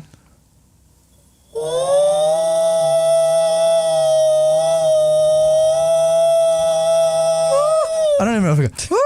Okay, so first you got to get high. Okay, and then you have a little thing going on. You're making you're doing it's like you have two vocal cords, like a quiver, two sets of, because you got a going on, and then the no, I can't do it like a dying Yoda. I don't even know what that is. He learned it from watching Mountain Monsters. And he does it at reenactments at about 2 a.m. It scares the crap out of all the small children and anybody who's left awake. All the small children. That's awesome. Oh, God. So do you reenact in the same unit as him, John? No, I don't belong to the same unit, but I do belong to the same regiment. So Cameron's a captain of a West Virginia. Regiment. Well, this Federal Volunteer Brigade is our organization. Cameron belongs to 2nd Regiment, and I'm a captain in 1st Regiment. Okay, so you still get to see each other. Yeah, we're completely affiliated, but we're a little bit of separation. Were you at the Manassas reenactment? I was, yes. Yeah. Okay, so you were. What were you? You were like dressed as you were in a different uniform. What uniform were you wearing? Fire Zouaves. That's right. Wow. How many uniforms do you guys have? I own 3. I have a private's uniform for Union, a private's uniform for Confederate, and I have my Union officer's uniform. Is that about average? Like a reenactor has more than... It's a lot of money to accumulate these uniforms, so a lot of people just have one. I tend to keep my gear very basic so that it's adaptable, that I can become essentially any soldier, and I find that benefits me. Do you have... do you keep your uniforms looking all pristine, or do you let them get dirty? Well, both. So what I do is during the duration of the reenacting season, I use my uniform. I call it my working uniform, and that's what I'm not afraid to get dirty and kneel down in the mud and get filthy with. But then every year for Remembrance Day, when they have the big parade, that's when I ceremoniously will sit down and polish all of my brass and make myself very presentable. And that's kind of my way of keeping my gear nice and also paying homage to that's being respectful and everything. Yeah. What do you think the state of reenacting is these days? Good, bad? A lot of young guys getting into it now? Well, right now we're at an interesting period in reenacting history. So you have a lot of this political pressure that's affecting the events that we go to. Yeah. I'm not sure if you had heard they had found a bomb at one of the events that we went to. So what that's doing is it's... You talking about, was that Cedar Creek? Yeah, that's correct. So that's causing a lot of these events. But that was one of the guys who did it. Yeah, it turned out one of the reenactors. A Confederate who was disgruntled, and I know that story. Yeah. But besides the point, reenacting, it's a difficult thing right now. The units are... it's not so great to go to these events because the prices for registration are so high, so that's a deterrent. There's a lot of political pressure otherwise that's causing a lot of anti-Confederacy things, so they're seeing some blowback. And a lot of the guys had aged out, so they had been reenacting for years. They got to the 150ths, and then they retired. So now what you're seeing is a lot of young guys, and we're having to kind of rebuild. So truthfully, what I think is that we need a good movie, a good Civil War movie to just bring a lot of enthusiasm back into the game. I don't think that's ever really going to be possible again to have a good Civil War movie. Well, you never know, but we'll see. I think that one would be a West Virginia movie. It needs to be made. Well, if you want to direct it, Cameron, I'll be an extra. You'll be the only actor. I'd be okay with that too. It might be a smashing success. Hey, maybe you know what? Maybe Cam will be able to do it, to do a good movie about West Virginia. Because nobody knows any West Virginia stories. Hatfields and McCoys was the last one. that we know anything about, right? They featured a famous Civil War battle in it. That's right. Droop Mountain. They did. Droop Mountain, one of the most famous Civil War battles ever. West Virginia. It's famous usually battle. like Gettysburg, Antietam, Droop Mountain. It was so famous I hadn't heard about it until Cameron brought it up. No. Where have you been? Living under a rock or what? No, I do the circuit. Newmarket, Antietam, Gettysburg, Cedar Creek, and then Droop Mountain. Droop Mountain was actually featured in the movie Hatfield McCoy's. Okay. It's where Union goes up a mountainside actually during the actual battle, and that's over 2,000 feet high. Oh, wow. And chased the Confederates off top of the mountain. And we reenact that one every other year. Mm-hmm. What? No. I'm listening to this story. And I get this. Cameron comes into my shop 3 days a week and tells me the same story every day. Not that I don't appreciate Meet it. Matt, meet John.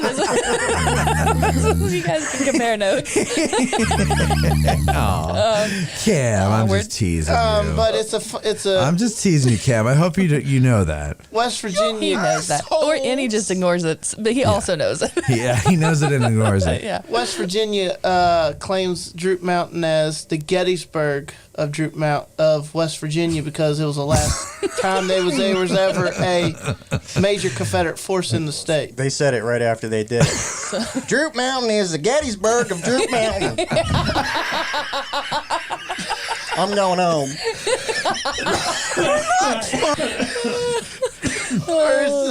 Cool.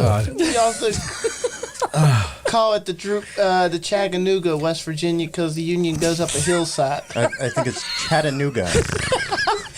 That's okay. Translate that for him. Just let him know. Chattanooga. Chattanooga's called Chattanooga. I picked on Cameron. I shouldn't. Oh, jeez. We're having fun. You ain't learned nothing yet. Cameron, you are a delight.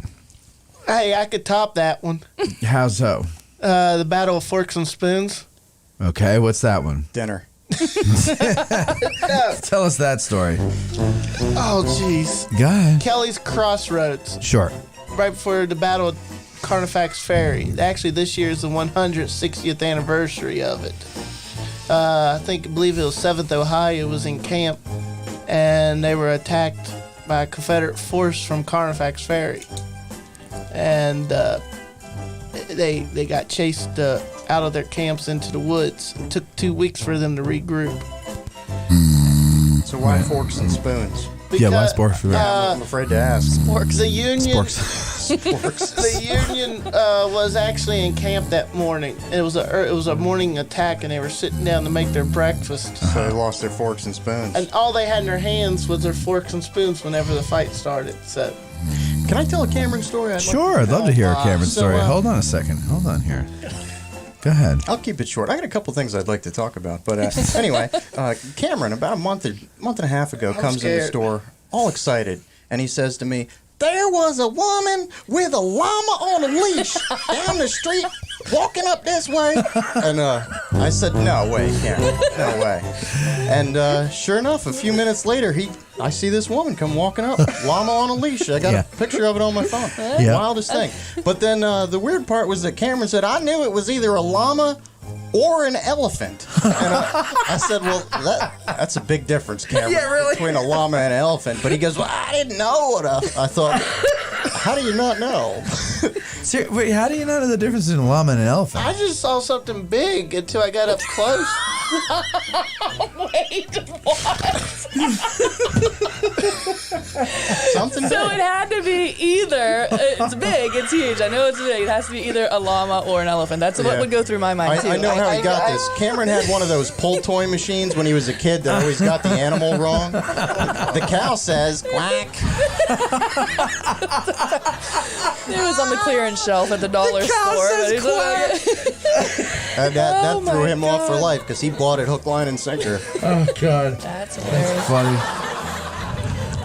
All right, so it wasn't an elephant. No, it was a llama. Yeah, it was a llama. Now he came right. on the show that day. He was right. And told us that story. So I'm sorry that I had missed that. And did you say you saw it as well? No, I'm sorry, I missed it. I too. feel like somebody else It was glorious. I was I going to think ask Eric her if actually. I I could think pet Eric said he saw it. Oh, okay.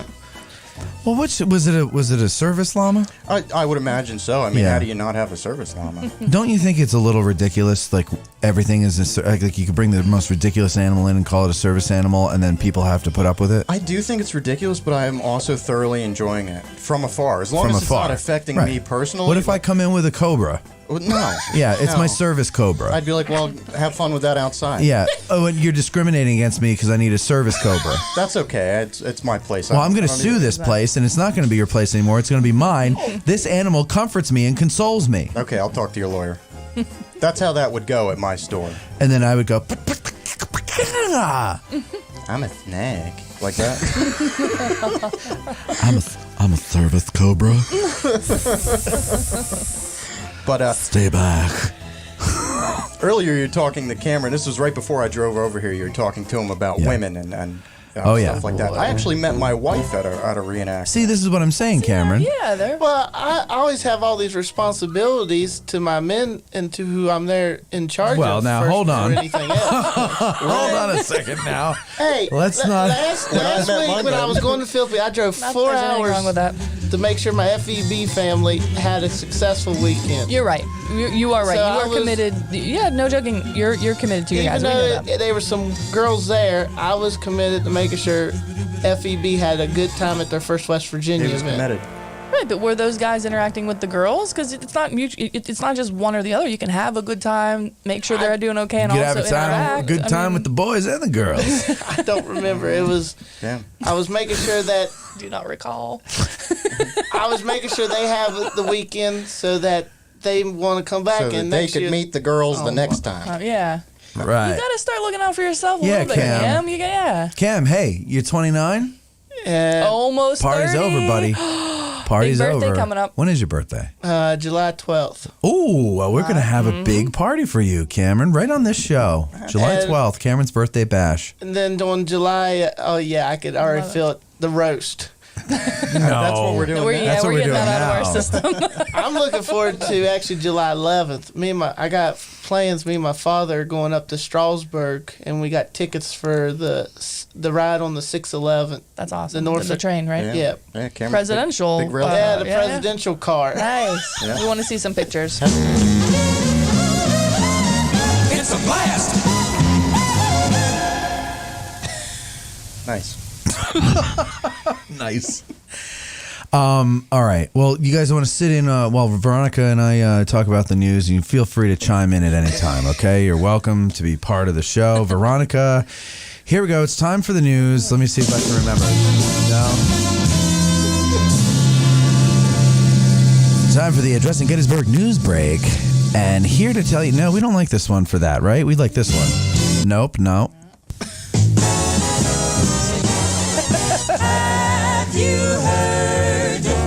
Have you heard what's going on in Gettysburg this weekend? Well, Veronica's got the answer. I still don't know how to end Yeah, that. see, we got to work on that because I thought news was like what has happened. Well, in it's a little upcoming bit. It's a little events bit or of like- both. Okay, 'Cause all right. I jumped well, then, the gun earlier. So I then started maybe, talking about the Park Service. All I right, was so maybe excited we- about that. So let me just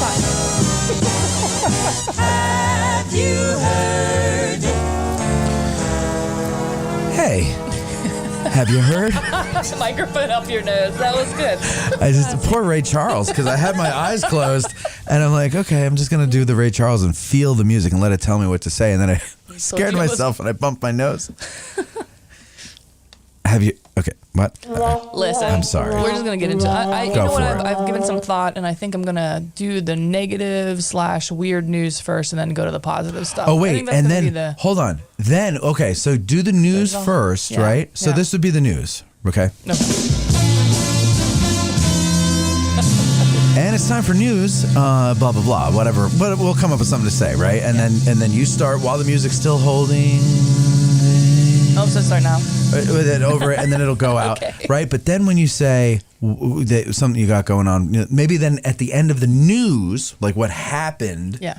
then What's you happening. do what's happening on the weekend, and then I could play this one. Live! this weekend where the action is. Wow, where'd you get that? That's new.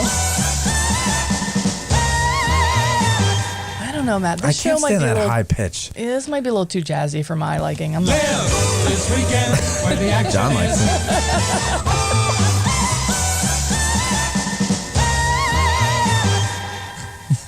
All right, let's get to the news. So this is an interesting one. All right, let me know when you get to the weekend. Okay. I'll kick you under the table or something. So here, let's start the news.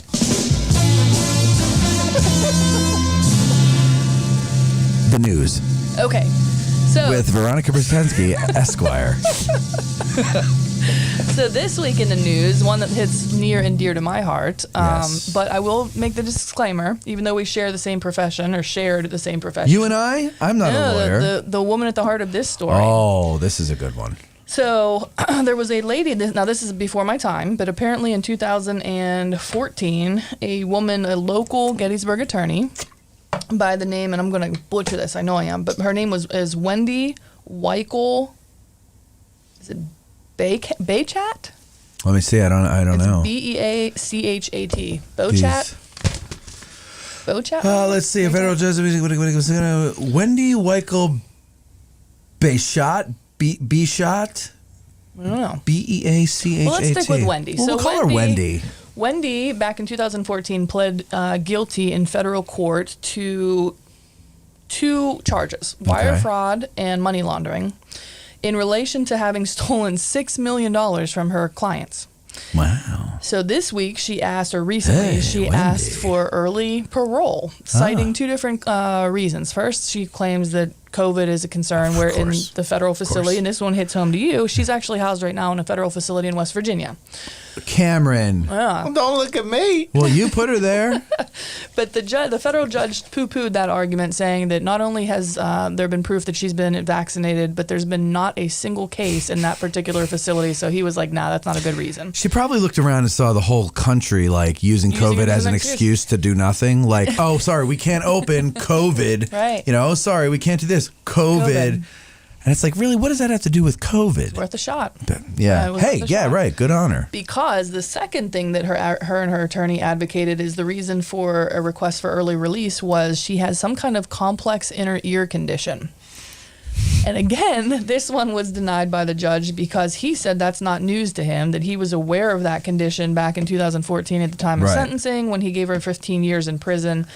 I don't know the exact terminology, but he basically called her one of the worst con artists that he's ever encountered. Wow, good job, Gettysburg. Right. Hey, Gettysburg's a. Hey, listen, we always talk about the kids that are doing great in athletics and academics and stuff. Well, look, this one. I mean, this lady was rich. Yeah.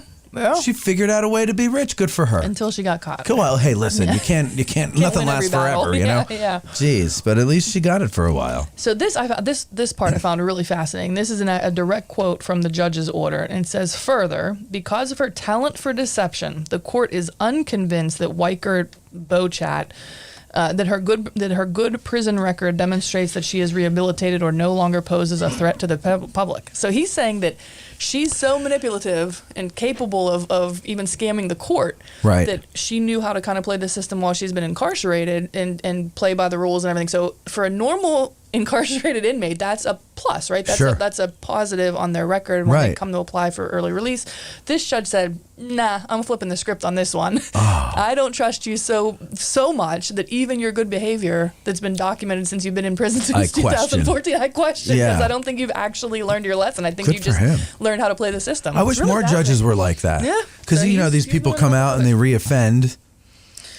I mean, white collar, I think statistics say they're less likely to reoffend, but $6 million probably came from several clients, and that's...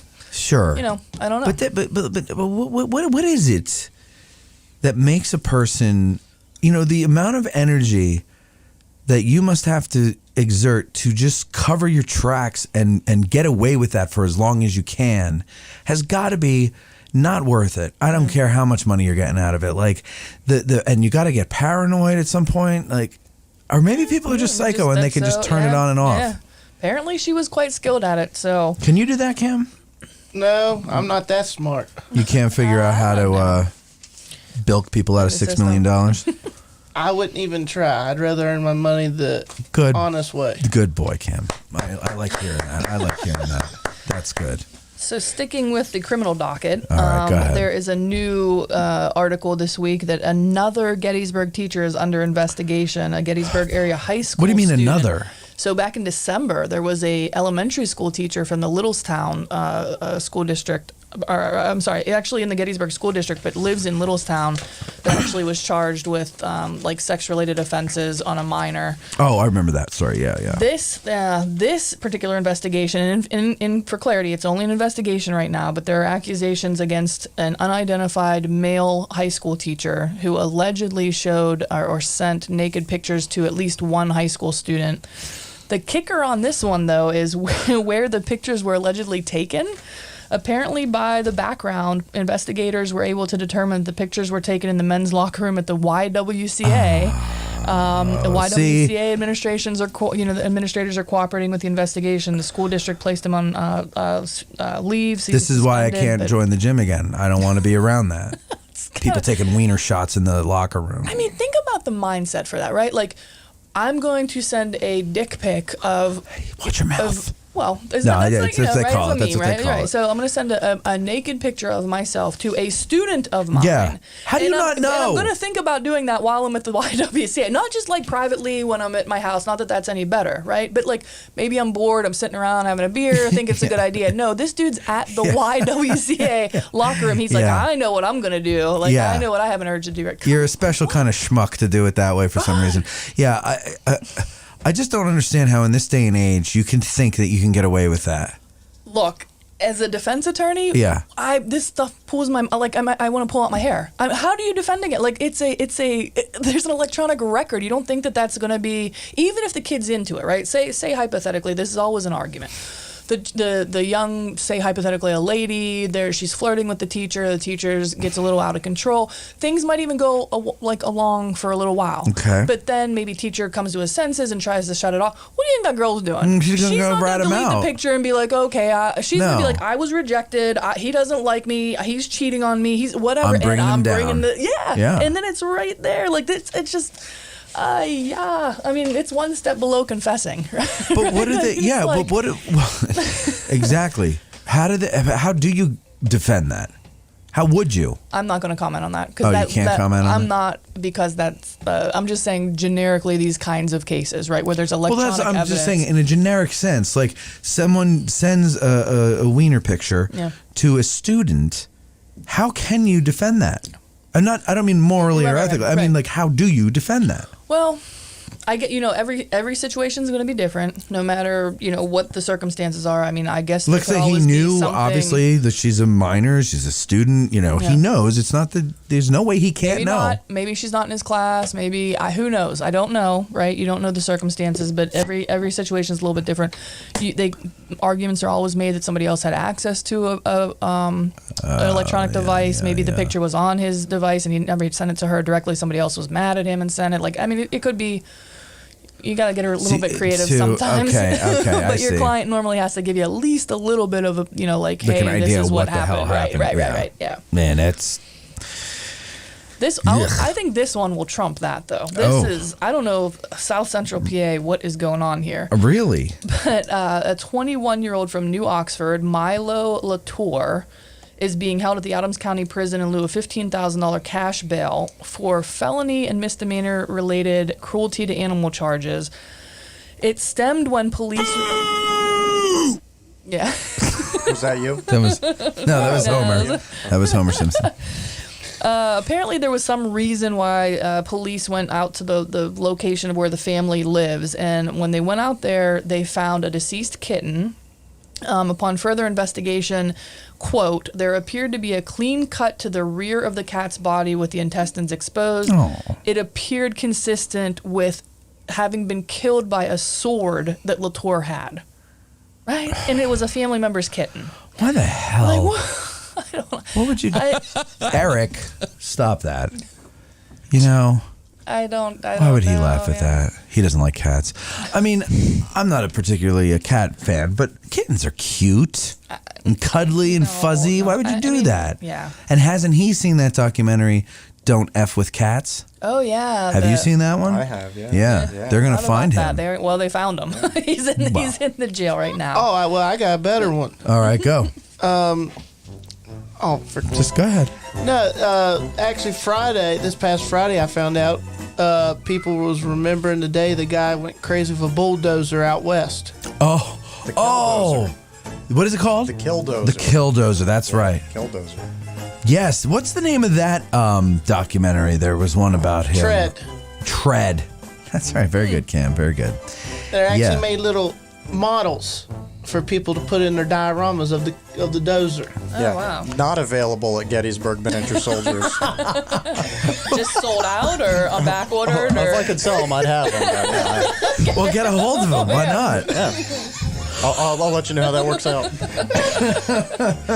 I don't know why people. Of everything these days. But my point is, why would people want to remember? Because that guy, if I recall, at least thought he was taking a stand. He'd been screwed somehow by the town, right? Or Yeah. He had. Go ahead. He had been wronged by a couple of entities in the town, at least in his mind, and whether or not that's true is a different story. Sure. But he had felt he had been wronged, so he just went on this rampage. He spent like a year building this machine. Wasn't it over property? Like there was a guy next door they that locked wanted him into his lot. They didn't allow him to have access to sewer or some of the things that he needed. Yes. Yeah, they were effing with him because the guy next door wanted to expand and wanted to buy his property, and the town was in his pocket. But I know why people are so interested in that story. It's because they withheld the information. Nobody would say what was going on. That didn't happen when I was old enough to be aware of it, and when I looked into it, you couldn't find anything. So now that there's this documentary, it's like it's big time. It's amazing that in the last couple of years, there's been some documentaries coming out, mostly on Netflix, that talk about these stories that I've lived through, and I'm like, and they're showing national news coverage of it.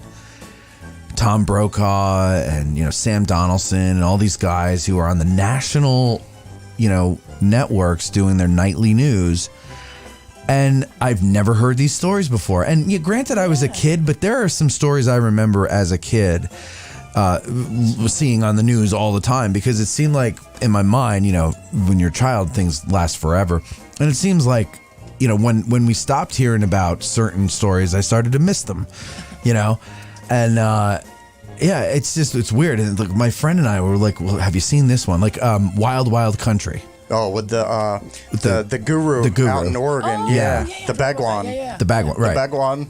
Yeah, that guy. I don't know how I've never heard that story before. I don't remember that story at all. But it was like everywhere on the news. Yeah. I don't get it. And it's such a weird story. What? Mike Lentz, I think he's talking about this. What you're talking, he said he was from Granby, Colorado. Some people back in Colorado are actually proud of him. Is that the dozer guy? No, that's the dozer guy. Yeah, that's where it happened. Right. Yeah. Okay. Well, no, and that's what I'm saying is like I think he's. They probably have miniatures of his I'm sure the Killdozer, because first of all, it's pretty impressive how he made it, but also he's like a symbol of the everyman who gets screwed by the government. Yeah, he didn't take it anymore. Yeah, but it's like I have a soldier store here in Gettysburg. I sell Civil War guys. I guarantee you, somewhere in Granby, somebody's got a whole shop dedicated to nothing but miniature Killdozers. Exactly. They're profiting off of that a little bit. Oh yeah, of course. Yeah, so I mean, I think it's the same reason why people, want to reenact as a Confederate as opposed to a Union, and they don't have ancestors on either side. It's because it's the rebel.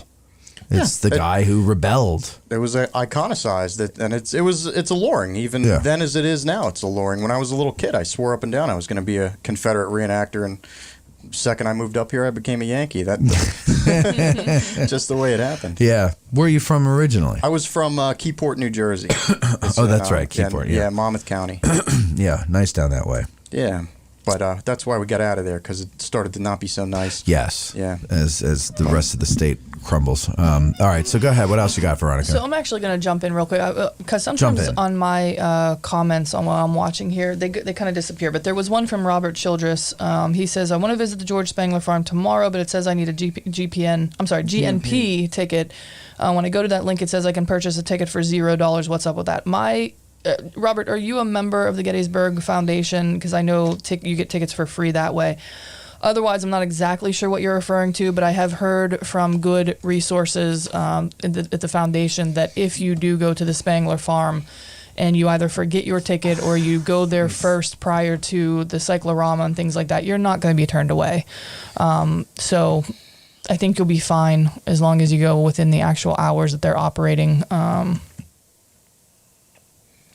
So I just wanted to answer that. He's not a member. Yeah, I'm not sure what link you're using that says 0, but if you want to purchase one for 0, then I'm not really sure what that's all about. But again, my understanding from volunteers and people that for the foundation, they're not going to be turning people away at the Spangler Farm. So switching back to news, some positive news now, finally. So, you and I last week went to, and with Eric and Katie, and we went to the Pride Festival down in the square last Saturday. And there is an article that, they had such a good turnout that they're actually working through some growing pains. It was just such a large turnout that it kind of outgrew its little quadrant on the square. Organizer Chad Ellen Carr is basically saying that he's hoping for something similar to a partial shutdown, that they do something for like that long dinner table event or the salsa night or the Christmas square on the square kind of thing for next year, because he cited the fact that every single year since it started in 2017, the event has grown exponentially. Originally in 2017, Pride was more of like almost kind of like a little bar hop with a handful of people. Okay. He thinks upwards of 900 people specifically came on Saturday for the events right around the square. So how much? 900? Yeah. Wow. Yeah. Well, I mean, throughout the day, they were there from 10 to 5. And a lot of the events were centered. How do you estimate that when it's kind of just like open like that? I don't know. Different places were giving out free, freebies and things like that. Maybe they were kind of counting by. I mean, who knows? Gotcha. Who knows? Yeah. But the upshot of that is there were 63 local businesses that actually contributed to sponsoring the event. I mean, I think that shows that the event has progressed, and they're looking to make it even bigger next year. Eric and I were talking about maybe sponsoring it next year because we didn't know that they had sponsors until after it was done, or it was either after it was over or right before it happened, and we're like, it was too late to do it. Oh, yeah. But we're like, we should sponsor that, and get more eyes on us, the better. Sure, absolutely. And we had Ross on for the Thaddeus Stevens Society. He said that was one of the best receptions he's gotten at some kind of they're very welcoming and everything. And speaking of Ross, you want to hear some clips that I pulled of Ross last time? If you're going to do that. Okay, so we got this one. You guys suck. Okay. You're assholes. You're not funny. How does Valerie put up with you? And your stupid sound effects. Stop! Shut up! That's my favorite one. Yeah. Wow. Shut up! That was that guy that was in here with y'all Monday. Yeah, Ross. All right. Shut up! I hate you guys! Please stop ruining history! Bucket of fish. For those of you that don't recall or weren't here on Monday, Matt shared a negative email from a supposed listener review or whatever, and Ross put a dramatic flair on the reading of that of that email. So he really got into it. Put a little bit of a personality to the written word there. All right, go ahead. What else? What other news do you have? So the last thing, just another positive thing. I didn't realize. So this might just show my ignorance of what previous years have been. You're for ignorant. The July, my ignorance.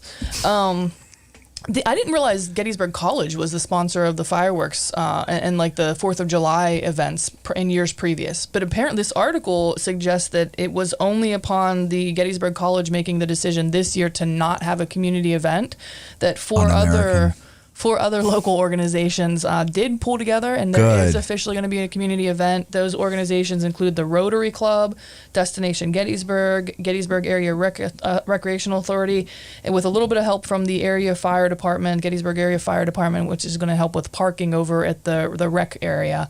They're going to be hosting from 5 p.m. until 10 p.m. on July 4th, the annual Gettysburg 4th. And it's going to be food trucks. I think they said 10 food trucks. There's going to be music, live classic rock band, and then fireworks are going to be at 9:20. So I didn't realize. I didn't either. Realize I thought that was the town that did that. Yeah. I thought that. But wait a second. So it's but they shoot them off at the rec park, right? I've seen 2 separate things here. I've seen the college do their own thing, and I've seen the rec park because they usually have the firemen's carnival that coincides. Correct. with them. Correct. So right. And then the college is up by Oak Hill, because that's where they shoot off over the whatever fields, the athletic fields or whatever. Stadium or whatever. And then the rec park does one too, but it all blurs together with me. I just start, I hear explosions and I go and I look. Who isn't excited? Right. This possibly might mean that. So Jake Schindel. Schindel. Is it really? Oh, I'm sorry. Jake Schindel, who's actually on the council and also on the board for the GARA, said that this particular group of local organizations came together when Gettysburg College decided not to host a community gathering this year. Yeah. So maybe that's what they're saying, that they have the food trucks and everything now at the rec center.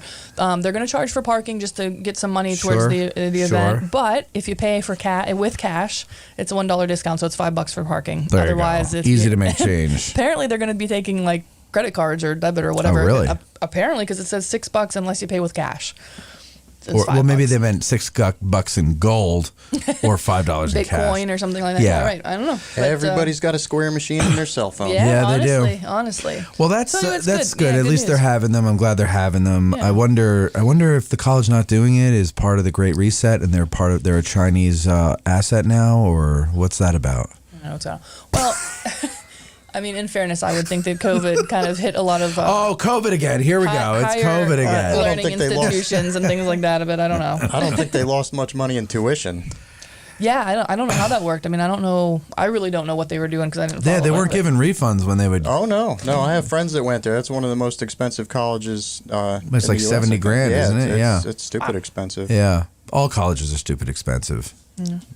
Because they make stupid kids. They do. I'm sorry. I mean, you talk to I know I sound like an old man. You do. But you talk to these people, and there's nothing in their head. They don't know how to think. It's not they don't know what to think. It's that they don't know how to think. I am personally very leery of the Gettysburg College. Nothing against them. Well, I see all year you saw the kids walking around with masks outside, and I thought, you're outside. But they have to stick to their standard and their rules. And if they're even off campus, they can get kicked out. They weren't supposed to leave a 5-mile radius. Yeah, it was silly. And prison camp. As a person, I would say, you know what, I'm capable of making my own decisions. I don't need you to babysit me for the amount of money I've paid. Yeah, but you're an old-fashioned American. The new ones are not citizens; they are subjects, and that's what they're churning out there. I'm going to go to bat for the college here, right? Because they don't have. I'm not talking about the college in particular. As an individual student to worry about. They have the whole population, right? So if one student goes out and thumbs his or her nose and goes like at the bar and they're making out with people and they're doing all this and then they're bringing it back to an enclosed campus where everybody else is following the rules and then there's a big outbreak. They were doing it anyway. Well, okay. On campus. At least the college can claim some kind of effort of trying to... The rest of the world does that. And then when they go into a more public setting like a classroom, then they put their mask on and everybody's vindicated with that. Yeah, I don't know. And it's funny because now you read all these emails that Fauci was going back and forth saying that there's no benefit to him unless you're in a hospital. So it was all a bunch of arguing and hating each other for nothing. Pisses me off. I hate hating people and getting yelled at.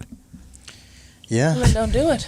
I don't. But people yelled at me because I was like, I'm not buying this. And people are like, well, you're an asshole. You don't believe science. It was a big thing for me at the store. Right. Well, what? I said it was a big thing for me at my store because I had to be leery of, do I need a mask all the time? Because I prefer not to wear one personally, even through the whole everybody needs a mask thing. But I didn't want to lose money over that. So I've had families that saw me sitting there. I'm in the store all by myself. Yeah. And I had families look in the window and see me without a mask and get all 12 of their kids back in the car and leave. Yeah. And I thought I'd have put it on for you. Yeah. But it's a whole silly No, thing. they want you to be sitting there masked up all alone. Well, but it was okay if you were eating. So I'd keep a pack of crackers next to the counter and I'd eat my crackers and sip my coffee. You gained like the COVID 35. Yeah, I was good to go. Yeah, I know. It was a mess. I'm just glad we're almost out of it. Although I'm sure there's going to be another mess right around the corner. So we'll see what that is. You know, Veronica called me a horrible person last year. She's like, "You're a terrible person because you don't want to wear a mask." Remember this? No, I don't. And I said, Veronica, I can't breathe. And you're like, oh, F you. And then I found out I had horrible allergies and I really couldn't breathe. I wasn't even talking to you last year, so it wasn't me. It must have been Angela. What are you talking about? All right, come on. What else you got? All right. So just some reminders about things to do this weekend. There is the Brass Festival going on. Matter of fact, it actually starts today. I don't know if they're doing it with the weather and everything, but well, I saw a picture the Dobbin House put up on their Instagram and it looked like did they remove their tent? Oh, I don't know. I haven't been past there. Because it looked like they removed the tent and had a brass band out there. Well, they might have just done it just for this because there was supposed to be a show this evening on their patio. Left the tent up. Yeah.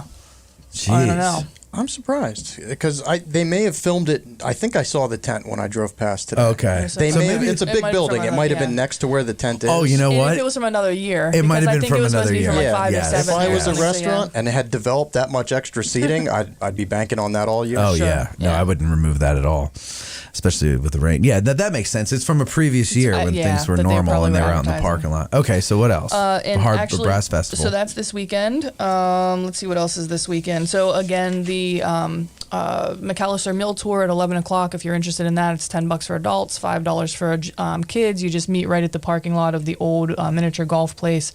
That's at 11 o'clock. If you're in town and you're looking for something to do in the evenings, taps continue to be played 7 o'clock at the National Soldiers Cemetery, and prior to that at 5:30 every evening, the licensed battlefield guides are giving a free tour of the Soldiers National Cemetery. Again, just a reminder, the Park Service is starting their ranger programs tomorrow, so that all of that goes into effect, and there are some programs throughout the day. Check the National Park Service website. And finally, if you're preparing for the upcoming week, not only does Addressing Gettysburg have their Get Out of the Car tour next Saturday. It's also Juneteenth, where there will be a parade downtown and then a celebration over in the community rec area. And I think that is about it for the upcoming week or two. That's I'm glad you brought that up. If you are coming out to I should have said this earlier in the show, but hopefully people will listen all the way to the end. If you're coming out to the Get Out of the Car tour next week, it is of East Cavalry Field. Lewis Trott and I went out there last weekend and we're like, you know what? We're going to run into a problem with parking because there ain't none out there. And there's a little lot. It's got like 6 spaces maybe or so. But that's about it. And it's at the complete opposite end of that part of the field that we're going to, and we're never going to get out that far. So that you're going to have to be a big, long walk if you're going to do that to get to the starting point. So I sent an email to Max Felty over at the Gettysburg Tour Center, and I said, listen, this is what's going on. Can we charter a bus? Can you shuttle us over there and everything like that? We worked something out. He's a co-sponsor of the tour now. Oh, awesome. So it's Mason-Dixon and the Gettysburg Tour Center. He's also we're going to run ads for him for the next 4 or 5 months. And that's it. So if you're coming to the tour on Saturday next week, June 19th, you got to go to the Tour Center parking lot. That's the bus tours on Cemetery Hill with that big blue water tower up there. I'm sure you know it. Everybody knows it. That's where the double-decker buses are and everything like that. The shuttle holds, I think, 57 people or something like that. So we might have to make 2 trips if we go over, or we can strap a couple of us to the roof. Yeah. But we'll bring your rollerblades and we'll pull you along. We can, Yeah. So so get there at 9 o'clock. Because if we have to make more than 1 trip, then that's going to delay us. So get there at 9 o'clock, Gettysburg Tour Center, And the tour will start at 10. It'll end at 12. We'll be shuttled back to the tour center, and then we will head over to Mason-Dixon for lunch at 1 and post Meridian. So yeah, that's that. And I'm also going to record something about it and put it up on the podcast feed as well, because there's people find out about these things through all different sources. So I'm just going to put it everywhere that we possibly can so that people can learn what to do. I guarantee you somebody's not going to get the message and they're still going to go out there, but that will still minimize the parking. I think the majority of people coming are going to know that we're taking the bus. So that's it. And along the way, I'm going to get up and grab the microphone on the bus and sing. I'm going to do some freestyle comedy for about 45 minutes and maybe give a speech about Cameron. Okay. Mike Lenz volunteers for roof duty. He says if he's going to get injured, he wants a good story. Thank you, Michael. Always a giver. Yeah, because all of his injuries are so like mundane. Right, you know? yeah. It's like, I fell off the ladder putting iced tea in the iced tea machine or something. It's like, well, that's not that great. Let's see. Robert Childress says Peter Carmichael has done a great service for the college. Peter Carmichael is great. I got to have him on the show again because we had him on was that last year? Like last winter, I think. And a lot of people have told me that they've bought his book from that interview that he did with us, and they loved it. The War for the Common Soldier. It's really good. It's on our recommended reading page on addressinggettysburg.com if you want to get your own copy of it. To me, you got to have that book. And then you got to have an environmental history of the Civil War. Those two books go hand in hand, and they're really good. What? I did my part to up the sales for the environmental history because I loaned I read it like in 2 days. I just loved it. I devoured it, and mentioned it to Tim Smith when we were here, and he said, "Oh, he's been hearing good reviews." So when I saw him again, I loaned it to him. And I just am writing that off as like he can keep it or pass it on to somebody else. I went ahead and bought another one off of the UNC. It's still 40% off if you buy directly from the UNC Press store. But yeah, if you buy off of our recommended reading page, you help us. I'm sorry. Whoops. You can cut that part. Sorry about that. No. There's no cutting. It's live. Here we are. What you heard, ladies and gentlemen of the jury. Disregard that last statement. But go ahead. No, but I rave about that book and Pete's book as well. I mean, that's a little bit more. They're really good books. If you want to just get a fuller picture of the war, those are great books because they just take my friend Karen, she read it and she goes, I love that book because it just takes it totally takes the romance out of the war. And I was like, yeah, that's exactly right. It is. She goes, Northern Virginia was just a poop carpet. That's what she said. That's what she called it. Yeah, poop carpet. She's from Minnesota, if you guys don't recognize that accent. I'm not Correct. sure what. It's kind of like either Michigan or Minnesota, wherever. I'm not sure where he's coming from. Okay. So, do you have any more news, and then you're done with that? Nope, I'm done. All right, I've got one more thing here. This is a listener email and everything that I didn't get to before. Matt, I hope you're doing well. I finally got around to listening to the Cyclorama episode today. It was a great episode, and Sue sounds like a fun person to talk with. Thanks for using my question. My wife was actually sort of kind of impressed. Keep up the good work. The podcast just keeps getting better and better. Thanks, Chad L. Hudson. You're welcome, Chad. I'm glad I can help you impress your wife all over again, and so that she can re-fall in love with you all over again too, as well, again, one more time. See, Cam addressing Gettysburg is just love in the air, man. Making love happen. Okay. So maybe we can set Cam up with somebody. We're going to work on that, ladies and gentlemen. If you have anybody, don't stop there. Hey, I'm don't want chop liver here. So. Well, maybe we'll start a dating service. There we go. What was that? No, that was me. That was me dropping the. Oh, I got so excited. That somebody was calling in. I know, but listen, hey, me? listener. Hey, I'm calling for Angela. Yeah. Listeners, get in the habit of calling and not commenting, because we're going to start getting out of the habit of reading the comments, because that takes us out of the show. So if you want to comment on the show and you have something good, you want to win a Dan Butterfield perhaps, you got to start calling in. I know you're probably watching it on your phone, but you can actually listen to the show as it's happening while you're on hold. So you're not missing out on anything, so you can keep up with the conversation. In fact, you'll be a little bit ahead of the conversation because there's a delay on Facebook, all that other jazz. So you're actually hearing the show actually live. But yeah, start getting in the habit of that, because we're going to start not reading the comments as much. We'll still get to comments, but we won't read as much. What am I going to do? You're going to have to pay attention to me. Oh, no. All right. Well, that's it. Cam, thank you for coming on, telling us about Philippi and all that.